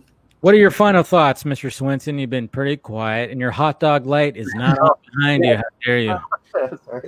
Keep forgetting about that. No, I could listen to Steven for hours. Sorry, guys. I love. No, it's fine. I'm going to give him like 5 minutes. I'm not talking. No. Like I said, this is like my Aloha Friday. I love drinking with you guys and listening to you guys. And I'm the guy who's like ordering drinks. Keep refilling these cups right here. Keep them hydrated. No, for me, my final thoughts was, it's a simple one. When I saw that tweet from Ray Fisher, I thought this was like the third act of a film where it's like the bad guys are trying to tell him, hey, can you cool off, man? And that to me says that Ray Fisher's got all the proof he's got, and they're scared of it, and they're trying to buy him. But he's the dangerous part of him is that he can't be bought. And when a person can't be bought, he's a lot more dangerous to them now than ever before. So 100%. What about you, Ben? What about you, Ben? I'm still harking back to what I said earlier. How long ago did he have this conversation with Walter, and how much more? I think it was recent. Yeah, how much more information he has that he hasn't put out there yet, and what we can expect. And so, and going back to Steven's point is that if Walter does make a decision based where he gets rid of Jeff Johns, he makes him complicit. So does he do that and then make himself complicit and he gets removed, or he continues to defend him, keep him on board, and try to keep his job? So it's a very messy situation for all parties involved. The only person that could win out of this whole thing is which has nothing to lose and everything to gain is Ray Fisher, because he will get rid of Zack Snyder. Yeah, exactly. He will set the tone. Yes, correct. He will set the tone for in the studio and all the studios to take, because everybody's going to take heat if this happens the way that he envisions this to happen. I think he's the only one in the situation that's acting on principle. Yeah, everyone's acting on self-interest. Correct. There it is. All right. Well, let's go around the horn and promote ourselves before we end it right here. Mr. John Aaron Garza. Man, you know what? You can follow me always. Real Emotion. You know, we talk a lot of shit, but I will say my last thoughts on this whole thing again. Oh yeah, go for it. I called it. I'm calling it, man. Like as I was thinking about it and talking about it, like I was thinking maybe winter time is when they'll get this up. Dude, I would not be surprised if things get moved into either a court or out of settlement or something happens within the next few weeks. Because Warner Brothers, man, I just think that they shot themselves in the foot with that release. Like they didn't have to say anything. Realistically, they didn't have to say anything because this is a tweet. It's not like he's sending them a fucking memo or something in their internal office. Like this is a fucking tweet. You know what I mean? Social media. That's how you know he struck a chord. Yeah, that's my point. Like he basically just tweeted something out, which he could have tweeted, "Hey, I'm on Twitch. Oh, and by the way, fuck Jeff Johns," or something like that. And it's just a tweet, dude. Like it's nothing. Yeah. It's not legally binding. Like, yes, it is, but you know what I mean, though. It's not meant to be like, oh my goodness, he's making a stance right now on Twitter. It's literally just a tweet. And Warner Brothers decided to make a full fucking public statement and gave it to the Wrap, which I think, Steven, you had mentioned it. The fact that they didn't go to the Hollywood Reporter, Deadline, and Variety, that tells you something too, because that, again. Yeah, I mentioned that before you guys came on. I'm like, right. It got given to the Wrap. I think it was you, because remember, I talked to somebody that wrote with the Hollywood Reporter, and they have things lined up. And if they were going to release something like that, they would have known a while, right? So that makes me curious as to why they went to the Wrap to announce it and give them the press release. That's just, to me, I'm going, ooh, man, that's not really good for you, Warner Brothers. So sounds sketchy. Yeah, people are there. We're about to I think we're going to get into this whole situation in the next couple of weeks. Indeed. All right. Well, I would drink when we promote ourselves, but I'm all out. So, Mr. Ben Evans. yeah. You can find me on Wednesdays on the Real Emotion podcast with this guy here. 30 minutes later. Yeah. I saw that stream. Garza, I know. I heard about something like that. You were talking to yourself. Yeah, no, because I don't know how the fuck you and Chris do it, man. Like I'm sitting there. I was trying to focus and like answer comments and then keep the conversation going and then try to like segue into things. And I was like, what the fuck am I doing right now, man? That's funny. Good. And because I'm on call this week, so I'm like, I didn't get a call from no clients the entire week, and it's like a minute, like we were like already talking about to go live, and I get a freaking call. It's like, oh, dude, everything, so, but sorry about that, guys. It's good for entertainment. All right, Mr. Stephen Colbert. I rest my case. Oh, you don't want to mention that thing? Okay. We'll follow him on that right there. It says SM. Yeah, you can follow me at SM Colbert, and also Me and Andrew Dice do BVS by the minute and Justice League by the minute podcasts. So check those out. It's gonna be coming out. That's gonna be good. Yeah, and find me on Screen Rant. I'm actually working on something that should be out in a few days for once. So he has another anti-Snyder campaign. Yeah, he's gonna do that anti-Snyder shit that he does. So I was gonna look up. I need to find that picture of that picture of Ray doing the face. I was gonna put that up, but I couldn't find it quick enough. Yeah, that face. Yeah. All right, Mr. Chris Clemson. Oh, you can find me at Ping Pong Flicks right here, and at the Ping Pong Flicks show on YouTube. Yeah. All right, cool. You guys know where to find me. Everything is down below. Got my Patreon, got shirts, got everything, and yeah. Until next week, I wish I had just one more drink left to cheers everybody, but I'm going to go see Tenet tomorrow, which I'm very excited about. So me too. Yes, George Garza. Oh, you guys get to. I know, we're so lucky. All right, guys. I'll watch it on Tuesday. But you guys.